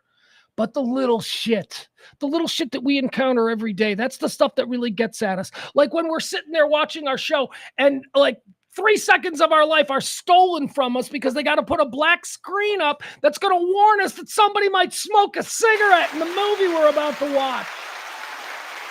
Smoking. Have you seen that one? Smoking. Warning, flashing lights. You might have a seizure. Nobody's having a seizure. And the one person that is going to have a seizure from watching this episode of Ally McBeal was a dead man walking anyway. Something was going to cause that. Warning, flashing lights. Stop it. All right, so what Disney's going to do is instead of having that be something you must watch, it's just going to be something that's going to be on the hold screen when you hit pause. So when you're off taking a piss in the middle of, whatever you're watching, you pause it, you'll come back, you'll be like, oh, apparently they're concerned I might see some smoking in this episode. Those little things are the things that we roll our eyes at, that we get fucking sick of. Smoke. Hey, just so you know, and the idea that they take like old films, old great films, which by any over-sexualized standard, those are like Disney films, but they will take like a film from the 1940s and it will say smoking. They got smoking in here. Racial stereotypes. He calls the fishmonger a Chinaman. You've got to be warned about this. It was made in 1939, but people get pissed off at that shit. And Disney is saying, yeah, we're done. We're not doing that anymore. All right, so there you go. That's all we need to know about the Rock and Roll Hall. That's all we need to know about the DEI stuff. Let's do the Rock and Roll Hall of Fame here, okay? This is a fun one. Hold on, I got to check. I had my phone going off here. Sorry.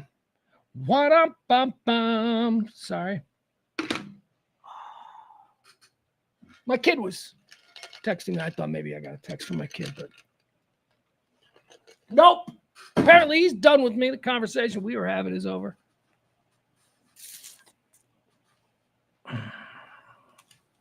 The Rock and Roll Hall of Fame has announced the nominees for the class of 2025. My boy and I, we just watched. That's kind of one of our traditions that we love. We love it. Every year we watch the full Rock and Roll Hall of Fame. And it's cool. It's cool on his part, not on my part, because I can relate to most of the bands that I'm seeing.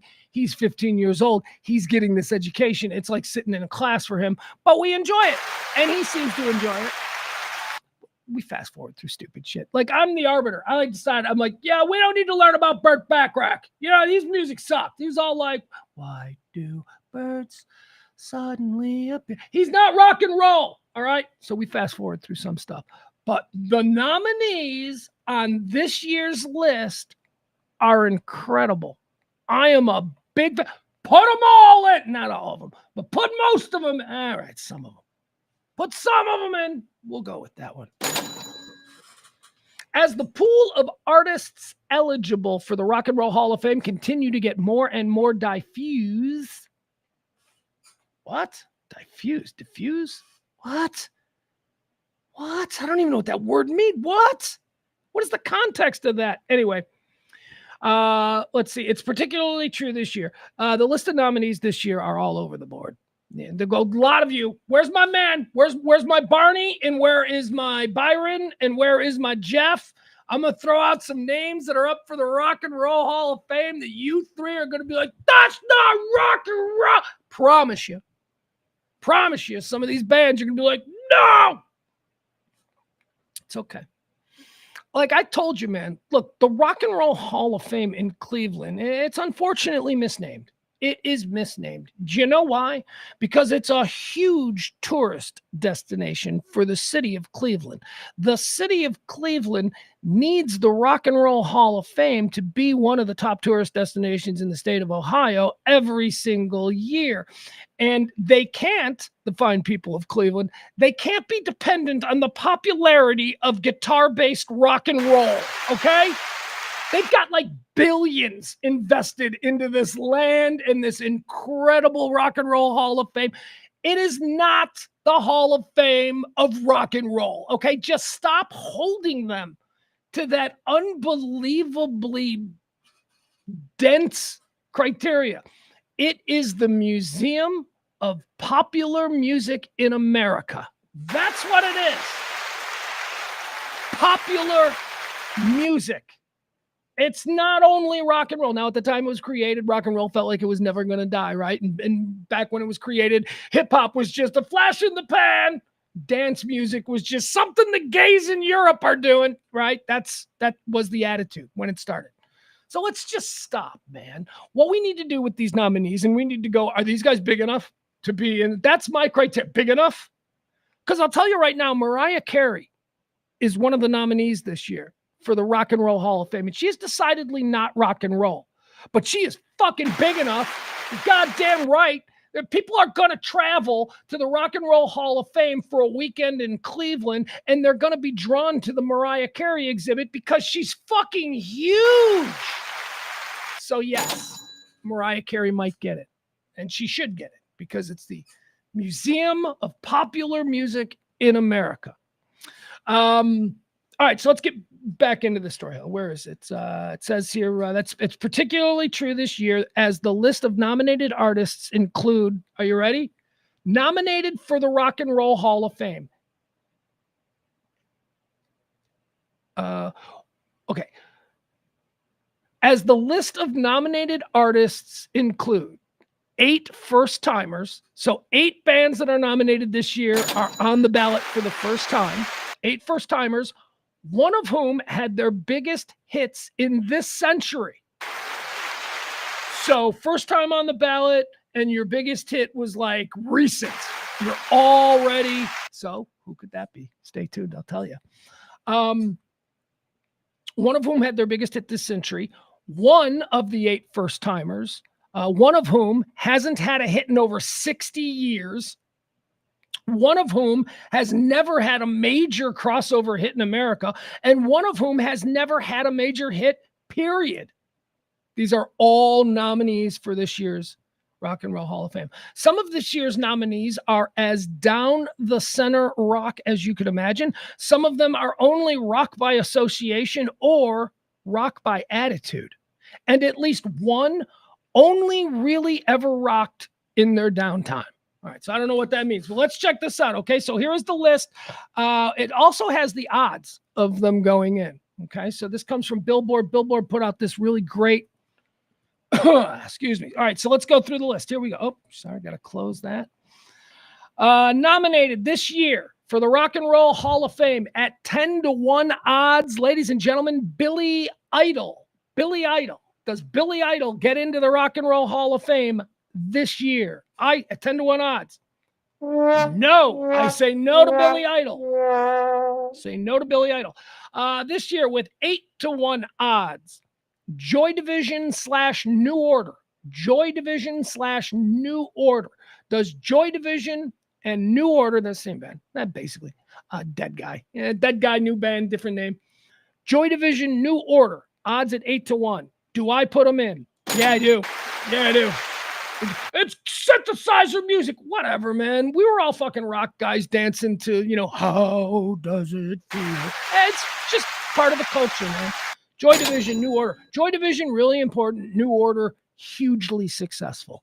8-1 odds. I say we put them in. 8-1 odds. Also nominated. They've been nominated a couple of times. They have to go in. I think they go in this year. I think if you're going to put in some of the people that have to go in this year, like a Mariah Carey, if you're going to put them in, you've got to have guys like this.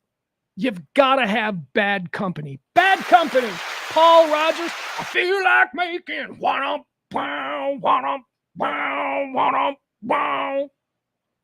Come on. Bad Company. I love Paul Rogers. I love Bad Company. What a cool band. They've been knocking around. Put them in. Put them in. Make Byron, me, Barney, make us happy. Bad Company, I think, should go in. 6-1 odds. 6-1 odds. Second time being nominated. Oh no. The question, why now? Eligible for, okay, no, they've been eligible for 10 years. And have not gone in. 10 years they've been eligible. Very interesting. 6-1 odds. Soundgarden. Black hole sun. Nah, not this year. I don't think so. Dude, I feel like making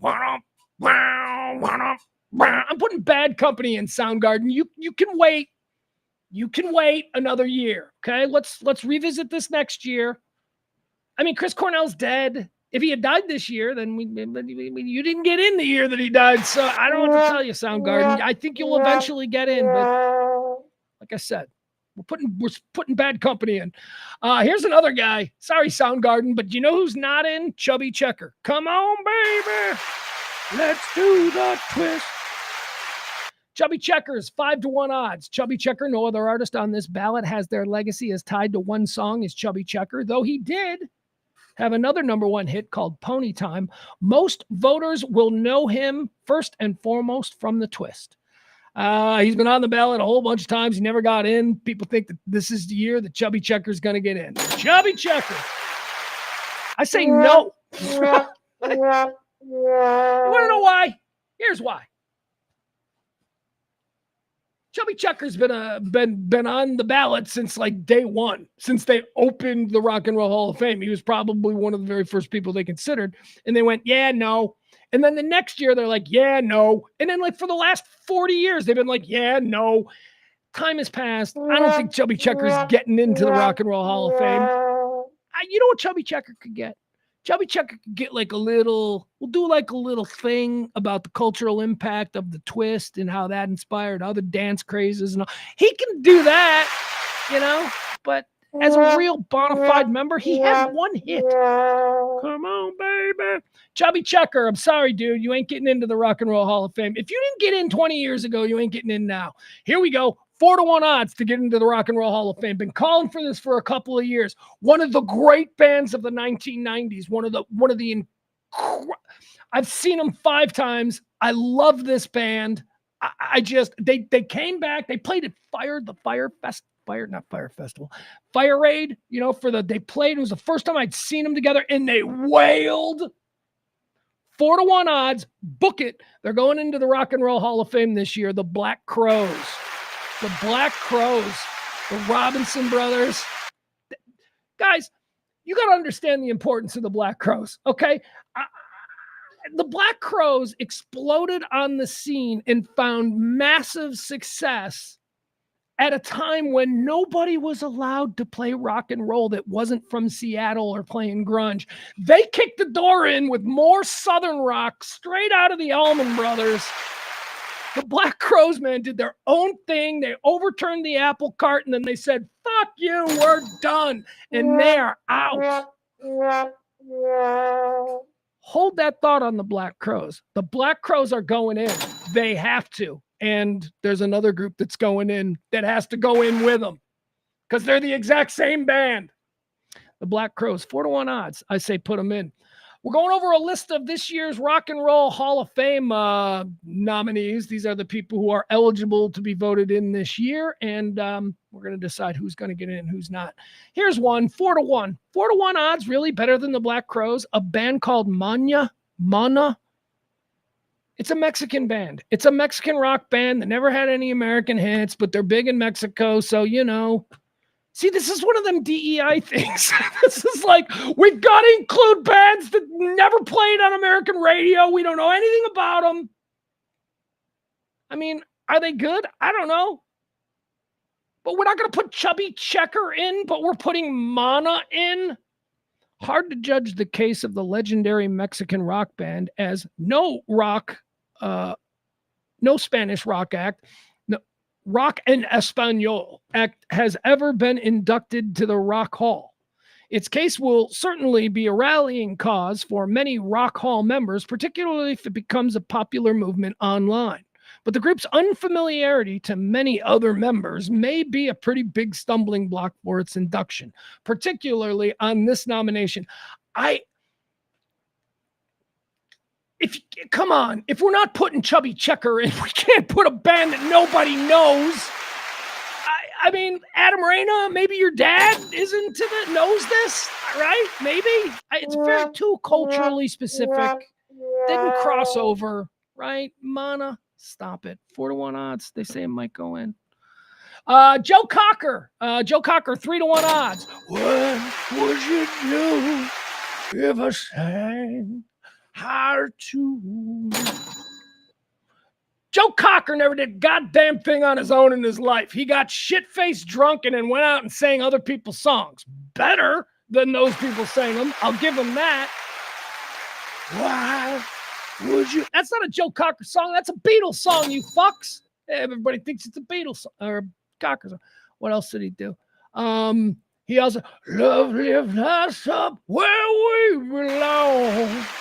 That's it. Cocker's got like 2 hits. There you go. Put him in. Joe Cocker. Let's get him in the Hall of Fame. Yeah, put him in. He's rock and roll. He is rock and roll. Right? British soul singer. Put Joe Cocker in. Cyndi Lauper, ladies and gentlemen, with 3-1 odds. Cyndi Lauper. I got a question for you. Is Madonna in? Because I don't know how you put Cyndi Lauper in the Rock and Roll Hall of Fame before Madonna. Is Pat Benatar in? Yes, she is. Is Joan Jett in? Yeah, I think she is. We got to get Madonna in before you get Cyndi Lauper. It's the pecking order of the time. She's Cyndi Lauper. Can she go in? I don't know. Isn't she like, doesn't she do like scabies commercials on TV now? I've got scabies. Do you have scabies? I don't know what she's doing now. Broadway? I mean, she's nice. No, I'm sorry. 3-1 odds for Cyndi Lauper. No. Again, we need to check on if Madonna's in. Here we go. 2-1 odds. Mariah Carey is nominated. Mariah Carey's going in. Again, Mariah Carey's going in because fucking Mariah Carey freaks will actually visit Cleveland to go pay homage to her section at the Rock and Roll Hall of Fame. They will do that. They will stay in a hotel in Cleveland. They will buy plane tickets to and from Cleveland. They will go and eat dinner multiple times in Cleveland. Mariah Carey goes in. Okay? I don't know that the Mexican band Mania is going to be able to do that, and the museum needs to stay relevant. So Mariah Carey, 2-1 odds. I think she's going in. Mariah Carey. Here's a fun one. 3-2. Okay, 3-2. Fish. I couldn't tell you. I'm not. Look, okay, can I just be honest with you? I ain't fucking putting Fish in the Rock. I don't know anything. Aren't Fish just like a cover band that you'd see at a bar doing like Grateful Dead songs, but somehow they got like really big? Fish have no major hits, few crossover moments, and close to zero profile among most rock critics, but never count out a band that's maintained one of the most devout followings in rock for well over 30 years and can still sell out arenas. It took Dave Matthews Band, a band with similar cult fandom and live endurance, plus several extremely recognizable radio hits, a couple of tries to get in. So perhaps Fish might not be... Fish ain't getting in! Compare him to Dave Matthews. Dave Matthews has shit tons of hits that even people who hate Dave Matthews like me know all the words to. I don't know anything about Fish. Fish ain't getting in. Fish 3-2. Here's a fun one. I hope they get in. Even money. Even money on this one. Will Outkast get into the Rock and Roll Hall of Fame? Mrs. Jackson, my baby don't matter. It said they were together for 12 years. Outkast was together for 12 years before Big Boy and Andre went off and did their own thing. Look, Outkast is great. Popular, culturally important. Andre 3000 is still a big star. Big Boy's still very important in the business. Outkast at even odds goes in. Why? Because let me tell you something. The other thing about the Rock and Roll Hall of Fame is the performances. The All-Star Outkast tribute, it will be incredible. It'll be so much fun. Outkast is a really fun band. Couple of guys. Outkast, like, and don't like. I know that there are people out there who don't know anything about what they would consider to be hip hop, right? I know Outkast is like mainstream. They're like, and they're just different, right? They're not scary, okay? They're getting in. Outkast is getting in because they bring the party. All right, so Outkast, even odds to get into the Rock and Roll Hall of Fame. Also, even odds. Here we go. This is another favorite. You're damn right they're getting in. They are absolutely getting in. How could they not? They deserve to be in. They are, without question, in my mind, the most important rock band of this century. Yeah, most important rock band of this century. Now, that's really not saying much because there haven't been many great rock bands. You know, I mean, we're mostly the era of hip hop and dance music we're in now. But at even money, the White Stripes are absolutely getting into the Rock and Hall of Fame. You can't, Jack White, he is so acclaimed, respected, and beloved by all the people who vote this. They want him to be the new genius. And I mean, he already is considered that in a lot of things, but they want him to be like Dylan. They want him to be like, they want to see where else he's going to go. And this is like that. You gotta anoint these people to be the gods. And I think Jack White, rock and roll purists, want him, when all is said and done, to be one of the greats. And so he goes in. The only thing keeping the White Stripes one of the most popular and acclaimed rock acts of the 21st century, and one whose frontman has been a continuous flamekeeper for the genre of rock and roll for decades. That's true, man. That's the other reason why you put Jack White in, because he's the only dude still out there. I mean, just whether it's the Racontours Tours or my kid loves Jack White. I'm very proud of him. I'm very proud. Like, to my kid, like my thing is Springsteen. To my kid, it's Jack White. My kid loves everything Jack White does. All right, so the White Stripes certainly should go in. They are at even money odds. Here's the last one. They're 1-2. Now, when we were talking about the Black Crowes, I talked about how important I think they were to rock and roll at the time. But there was a mirror image of the Black Crowes that was also crushing it and was also not engaging in grunge. Now, this came a couple of years after the Black Crowes, so grunge wasn't as important when, this band came around. But Oasis is up to be in the Rock and Roll Hall of Fame. Odds 1-2. I say we're putting the Black Crowes and Oasis in, and we're going to have a fight. Let's have a fight between Let's have a fight between the Robinsons and the Gallaghers. Let's do that. And you know what? Here, to make it interesting, it's not going to be brothers. It's going to be one Gallagher and one Robinson taking on another Gallagher and another Robinson. And it's going to be amazing. It's going to be amazing. There you go. That's your Rock and Roll Hall of Fame. Those are the people that are nominated to go in. Oasis, the White Stripes, Black Crowes. Those are the big ones for me. Is there anybody else that I really liked? Yeah, I don't know. All right, there you have it. That's the Rock and Roll Hall of Fame 2025 induction nominees. Now, those aren't the ones going in. We'll see. Those are the ones we get to vote on. What else do we have here? We'll save that. I'm running out of time. I got to get going. So let's just do the SNL thing, right? Let's do SNL. Here we go. Okay. How very exciting, right? This weekend, if you're like me, if you're somebody who grew up Gen X to Gen X, the cultural significance of Saturday Night Live is immeasurable. I don't know any other single thing that was as consistently influential in the way Generation X kids thought, music we bought, catchphrases we said, movies we went to see. There's nothing as consistent as Saturday Night Live. Now, that was, of course, before the age of the internet. Now there's all kinds of things that young people are being influenced by. So I'm not trying to say that it remains as influential, as important as it once was, but for specifically Generation X, my generation, it is culturally significant. With that said, they're going to celebrate all 50 years on Sunday, 7 to 10 on NBC. It's going to be live. Look, I remember 25. I don't know if you guys remember the 25th anniversary. The 25th anniversary was amazing. I mean, it really set the bar super high for just crazy. Anything can happen next. Everybody is there. Like, the cool thing is you're going to see the whole audience. You're going to see the whole audience for the live show on Sunday. There's going to be people there just like there are for any other show. Except this audience is going to be, holy shit, that's Tom Cruise. Holy shit, that's Brad Pitt. Holy shit, it's going to be like just a mix of the most fascinating people, and they will all be involved in some way. It's just going to be, I'm telling you, it's going to be great.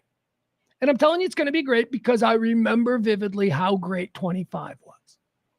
Okay, so a whole bunch of stuff going around, all kinds of documentaries.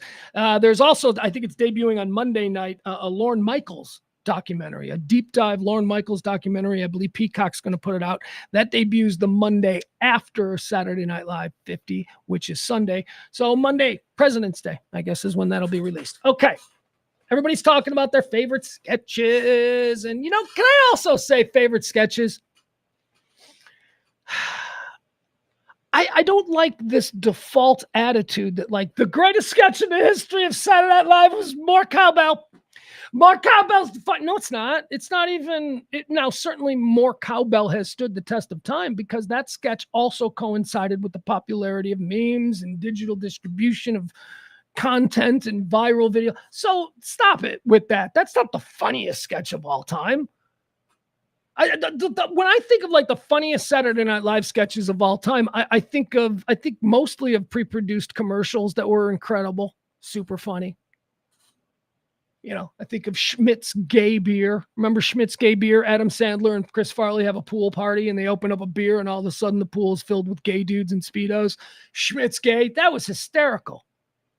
Then a couple of years ago, it was Heidi Gardner. Was it Heidi Gardner? Yeah, Heidi Gardner and Beck Bennett did a Christmas to Remember, a parody of those Lexus commercials where a dude gets his wife a new Lexus. They did a parody of that was really funny because the dude comes out in the driveway and there's a Lexus with a bow. And of course the wife is like, we can't fucking afford this. That's one of the funniest ones. So, but sketches, I don't know, man. I like funniest sketches. I don't know if it's the funniest sketch of all time, but you know what is 10 times funnier than More Cowbell?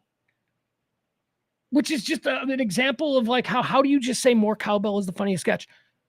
Eddie Murphy's James Brown Hot Tub Talk Show is infinitely funnier than More Cowbell. More Cowbell is one bit and you have to be one joke and you have to be in on the bit. It's anyway. So I thought about maybe I'd do best sketches. I didn't want to do that. I was like, it's too subjective. So what I did here instead was I decided we do drafts here on the show. And from time to time, somebody's birthday is a filmmaker. I'll do the best films of so-and-so. So we do drafts. I decided that I'm going to make a supercast. All right. So we are going to draft of all the people who have ever appeared on Saturday Night Live as a regular cast member. This list does not include people who are only credited as featured players. Okay. So these are regular cast members. I did a 10-round draft. Okay. That's because the original cast, I think it was eight or nine. There was a problem at the very end of solidifying that cast, the original cast, which is why it didn't get to be Lorne wanted 10. Lorne wanted 10 rotational cast members. So I'm doing a 10-round draft because that's what he originally wanted. The original cast was Dan Aykroyd, John Belushi, Chevy Chase, Jane Curtin, Garrett Morris, Lorraine Newman, Gilda Radner, and George Coe. George Coe. Nobody remembers George Coe as being a regular because George Coe wasn't used. George Coe was an older guy who was about 20 years older than everybody else on the show. George Coe was put in there by the network because the network wanted a older generation representative on the show. The network at the time didn't get it at all. And George Coe did not last. He was there for like first couple episodes and then he drifted away. No hard feelings. George Coe would go on to be a very recognizable actor. You don't know the name George Coe, but let me show you who George Coe was. This guy, you're going to be like, oh, that guy? That guy was an original, not ready for primetime player. My God, I've seen him on so many shows. Here he is, Hollywood character actor George Coe. I think he was on LA Law or some shit. He's this guy. You've seen him in everything. If any TV show needs a corrupt banker or a congressman who's on the take, George Coe gets cast. He was one of the, I don't know who that is. George Coe, one of the original not ready for primetime players. Oh, George Coe, I guess, is also in Archer. Apparently he's a big comedy guy in New York theater, but as far as we know, he always plays an old man like that. All right, so George Coe, the forgotten original member of Saturday Night Live. He was the 9th member. The 10th was, they wanted it to be Billy Crystal. Lorne Michaels really wanted Billy Crystal to be a regular cast member, but I don't remember exactly what the problem was. The network didn't like it, or there was another plan for Billy Crystal, I think is the real story. I think NBC didn't want to commit Billy Crystal to Saturday Night Live because they wanted him for other things like Howard Cosell roasts, where Billy Crystal would come out and do like, Muhammad Ali and Howard Cosell impressions. I think that's what happened with Billy Crystal. But for the very first episode of Saturday Night Live, Billy Crystal was there as a featured player, just not as a regular. So based on what Lorne Michaels originally intended, here is a 10-round draft of the greatest performers on Saturday Night Live. This is a super cast. Here you go. Number 1. Oh, guys, and can I just tell you, this cast was so hard to assemble. There are people who didn't make this cast that I hate myself for. One of my favorite comedic performers of all time, Chris Farley, does not make the super cast. Chris Farley didn't make this cast. You know why Chris Farley didn't make this cast? Because with the first overall pick for my personal Saturday Night Live supercast, I go with the original Chris Farley, John Belushi. John Belushi, number 1 pick in my set. The guy could do everything. The guy could sing. The guy could dance. The guy could do physical comedy. The guy had light timing like you never saw. The nuanced way that this man could act and bring a room to its knees by just simply raising his eyebrow. And then if that didn't work, go so completely Chris Farley over the top bananas that the roof comes down anyway. John Belushi, I believe, is the single most talented comedic performer in Saturday Night Live's history. He is the number 1 pick. Number 2, the number 2 pick. Another one we're going back. We're not, trust me when I tell you, it's not all going to be guys from the back. Number 2 in my Saturday Night Live super draft. Another guy who could do it all. And another guy who has built himself a career, I think, unrivaled in American comedy. Bill Murray. Bill Murray joins John Belushi in my supercast. Number 3, you're rolling your eyes. Pugs, you're an old man. These are all old people. Number 3 in my supercast, the first female that we're bringing in. I think she's the best female performer in the history of Saturday Night Live. And that's saying a lot. That is saying a lot for a cast that had everyone from Julia Louis-Dreyfus to Maya Rudolph in it, okay? Gilda Radner, number 3. My God, Lisa Lubner. Oh, my God. Todd, Emily Latella, Roseanne Adana. She invented the art of creating a cadre of characters. She had all of these characters just sitting there. People who came after did the same thing. Gilda Radner, number 3. So far, we've got the first pick is John Belushi. This is my Saturday Night Live supercast. John Belushi, Bill Murray, Gilda Radner. Number 4, Eddie Murphy. Eddie Murphy is joining Gilda Radner, Bill Murray, and John Belushi in my Saturday Night Live supercast. He is the 4th round pick, Eddie Murphy. That's that cast right there. My God. First of all, 2 of them are dead. But a movie starring these 4, Eddie Murphy, Gilda Radner, Bill Murray, and John Belushi, get out of here. Number 5 pick in my Saturday Night Live supercast. There are a number of people in this supercast that are called by Lorne Michaels glue, right? He's got to have glue in every cast. Glue is a performer who is so talented, who can do so many different voices that if somebody suddenly becomes famous in America on Tuesday, this person can have that rando's voice down perfectly by Saturday airtime. That's glue. There were great examples of glue. This is the first, and this is, I think, the best. Billy Crystal, number 5 in my Saturday Night Live supercast. John Belushi 1, Bill Murray 2, Gilda Radner 3, Eddie Murphy 4, Billy Crystal 5. Number 6, we're going to go back to the female well. We got. See, we're going back to the female well, and this is another one, and I put her right after Gilda, and it's why she's the second female on the list. I think she is one of the funniest females I've ever laid eyes on. Number 6 on my list, the Saturday Night Live Supercast, Kristen Wiig. Kristen Wiig, the Target lady. What else does she? The assholes. The assholes. Her and Jason Sudeikis as the assholes. They had to stop doing the character because it got a little bit too edgy and Lauren was uncomfortable with it. But if you go to YouTube and just watch SNL, The Assholes, they are so funny. Her and Jason Sudeikis as a couple of just fucking D-bags. Always on their phone, what's up, bro? Just they're the assholes. They were great. All right, so there you go. Kristen Wiig, number 6 in my Saturday Night Live Supercast draft. Number 7, we're gonna go with more glue. This is another glue piece. This is the guy that Lorne Michaels personally called the greatest glue Saturday Night Live ever had. And I can't believe it. I waited till 7, but I'll make an argument that this guy is top 3, maybe even number 1. He might even be the greatest in the history of Saturday Night Live. Number 7, Phil Hartman. Phil Hartman. A great Phil Hartman. Look at this cast that I got. John Belushi, Bill Murray, Gilda Radner, Eddie Murphy, Billy Crystal, Kristen Wiig, and Phil fucking Hartman.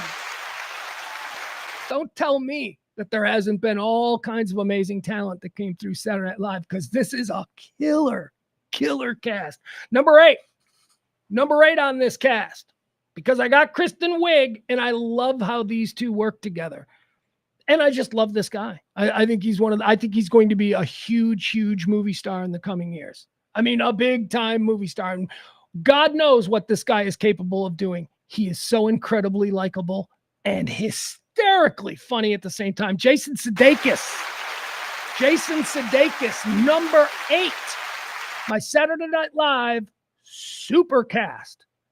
Once again, we'll go through the list. John Belushi was the number 1 draft pick. Bill Murray was number 2. Gilda Radner came in at number 3. We got her off the board quick. Eddie Murphy at 4. Billy Crystal at 5. Kristen Wiig at 6. Phil Hartman at 7. Jason Sudeikis at 8. That brings us to 9. Somebody kills me. I just love everything about this guy. And without further ado, Bill Hader. Bill Hader at number 9.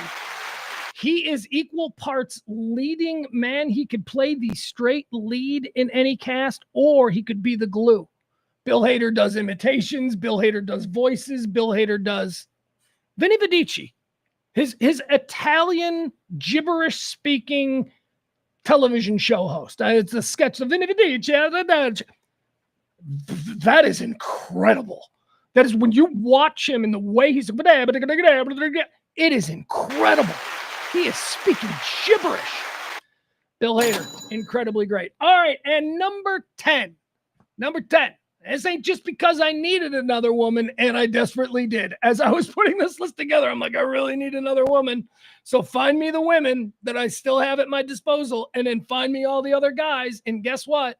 I promise you, she won her spot fair and square. With the 10th pick in the Saturday Night Live draft, I'm going Maya Rudolph.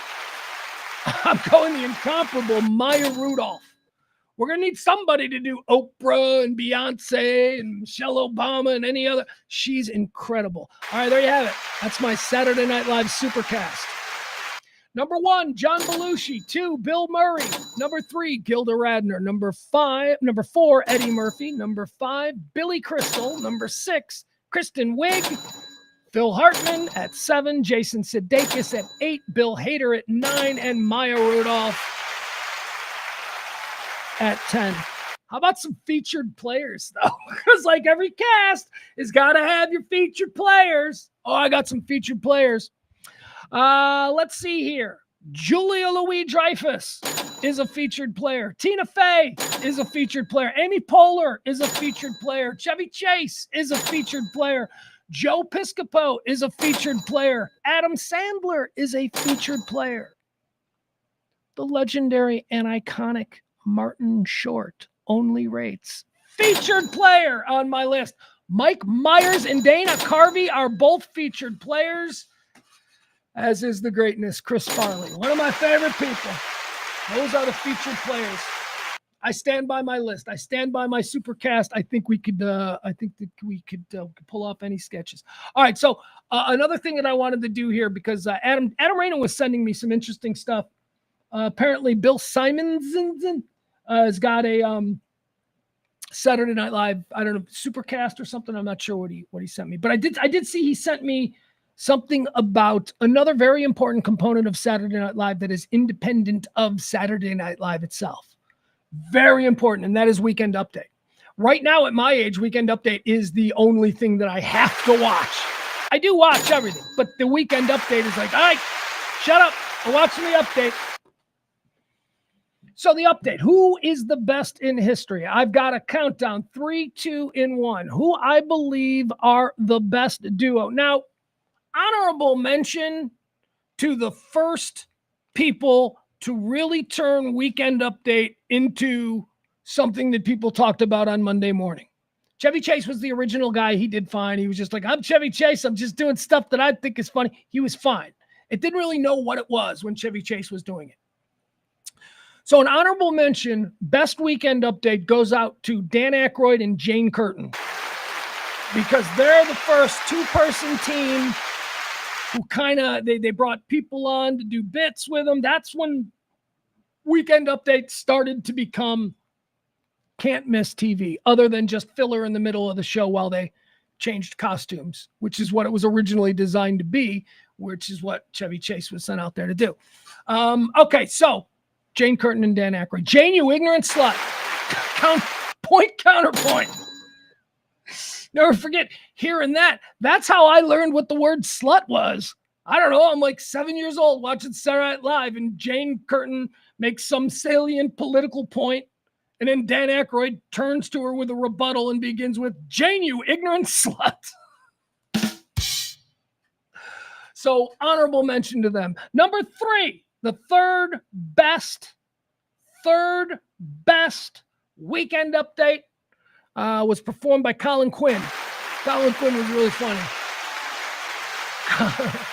Colin Quinn was really low-key funny. I don't think Colin Quinn gets the love that he deserves, but man, he was great. He was really good. He's a good joke writer. And that's the main thing that the Weekend Update host, the person reading this out, they work all week just writing these jokes, ripping and reading newspaper stories and trying to figure out what's funny. That was a good thing for Colin Quinn. He excelled at that. Probably the best thing Colin Quinn has ever done was his stint as Weekend Update host on Saturday Night Live. Colin Quinn, number 3. Number 2, very easily could have been number 1. Best Weekend Update host. So easily could have been number 1, but I really went back and forth on this. Number 2, best Weekend Update host of all time, Dennis Miller. Dennis Miller is the guy who truly turned Weekend Update into can't miss television. Dennis Miller, you want to talk about the ability to write jokes that are based on current event news stories? Nobody in the history of Saturday Night Live, maybe, hold that thought, is better at that than Dennis Miller was. Dennis Miller was fantastic. So there you have it. About to give you the number 1, my opinion, best Weekend Update hosts, co-hosts, hostess, whatever. There's still some women out there. Number 3 was Colin Quinn. Number 2 is Dennis Miller. Number 1, in my opinion, it's the best. It's not by a lot. It's not, like I said, I went back and forth between them and Dennis Miller. Honestly, it's so close between these top 3 that like number 4 is someone that a lot of people would be like, oh, they should be number 1. I don't think so. The best Weekend Update in Saturday Night history is the current one. Yeah, Colin Jost and Michael Che. They are brilliant. They are hysterical. They are, and I say this confidently, the best at Weekend Update. Now they've got the advantage. It's like saying LeBron James is better than Bill Walton. Although who would make that? How about George Gervin? All right, it's like saying it's a different era. I get it. Sport's been refined a little bit different, and they know what they're doing. But no, that's it. There you go. Jost and Che, number 1, funniest, best Weekend Update. Dennis Miller, number 2. Colin Quinn, 3. Yeah, no Norm. I know a lot of people are like, Norm was fine. Norm didn't do it for all that long. You people think Norm was like there. Norm didn't do it for all that long. He was fine. He was funny. The OJ stuff, Norm, one of the great rebels in Saturday Night Live history, and Norm Macdonald is one of my all-time favorites in almost every other regard. But if we're being honest and we're stacking him up, he wasn't the best. He doesn't have the body of work to be considered the best, right? I don't know. He got fired, and then it became a thing, and he became a folk hero because of that. There you have it. All right, that's my tribute, my Saturday Night Live tribute. I want to once again thank Peter. He is our executive producer. Peter, thank you, brother. You're the best. If you guys want to help us get through, you can drop a little something. Treat me like I'm your bartender. Treat me like I'm your pizza delivery guy, whatever. I'm dropping off Grubhub. I'm parking your car. We live in a world where people pay bills with tips. I am no different. If you're so inclined, drop a little something. That'd be great. Make me your Valentine. Aren't you adorable? All right, that's it. I got nothing else. I love you guys. Have a good weekend. Stay safe. We'll be back on Monday. We'll all watch Saturday Night Live on Sunday night, probably. I mean, I definitely will, but maybe you people will as well. See how that goes. And then Monday's another day where kids don't have to go to school. Before I leave, I want to do one more thing. I want to show you something. I want to show you guys something that I thought was really important. And I'm like, yeah. Like, you ever just see something viral that you know is supposed to be stupid, and you're like, they're obviously joking. And then you're like, but wait a second. What if they're not joking? Can I still get behind this? And I'm like, I'm behind it. So a lot of dumb things are happening. A lot of dumb things. A lot of people are getting upset about it.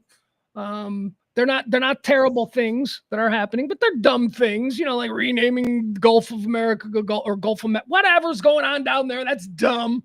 Hysterical. I'm telling you, it's funny, and I'm all for it. I don't care. I'll call whatever the fuck I want. Doesn't matter to me. But there's all kinds of little things going on, little things changing. So while we're at it, why don't we address something that from my childhood, man, every fond memory of a 1970s backyard party, has something to do with the magic of this recreation game that has been illegal in this country since the 1980s. And of course, I'm talking about Mr. President, listen to this woman and make lawn jarts legal again. I have a message for the President of the United States, Donald Trump. Sir, I know you are very busy renaming Gulfs and banning paper straws, but there is one issue that you are gravely overlooking. I speak for all of America when we ask of you, we beg of you, sir, to reverse the 1988 ban on jarts. Sir, I can give you direct scientific information on how the banning of jarts in 1988 started the pussification of America. Jarts represents the first time our country blamed an inanimate object for stupid people's decisions. And ever since then, it's like we're living in this timeline where Biff got his hands on the sports almanac. Once we banned jarts, we started putting safety labels on things and telling people which end of a chainsaw to hold. We stopped natural selection in its tracks. And now we're stuck with a bunch of stupid people. Yes, that is exactly. Natural selection was stopped in its tracks when they made jarts illegal. This woman is she is absolute. People should have died. People should have died. The people who will die playing lawn jarts are the people who need to die playing lawn jarts. We used to throw really sharp weighted objects at each other. And after that, we went down to steel rounded horseshoes. That wasn't soft enough. We had to go to washers. And now here we sit in 2025 throwing bags of fucking corn at each other. If you want to reunite the Republicans and Democrats, throwing bags of fucking corn at each other. She's funny. This is great. And she's right. I know she's being silly, but she's right. To make us one again, let us throw jarts. Thank God for you, sister. Absolutely. Bring back lawn jarts. We used to have so much fun with lawn jarts. Man, when I tell you kids, you people who are younger than me, who didn't grow up in the 1970s, you've never been chased.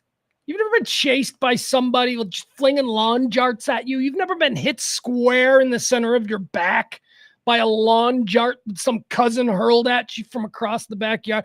That's what made us men.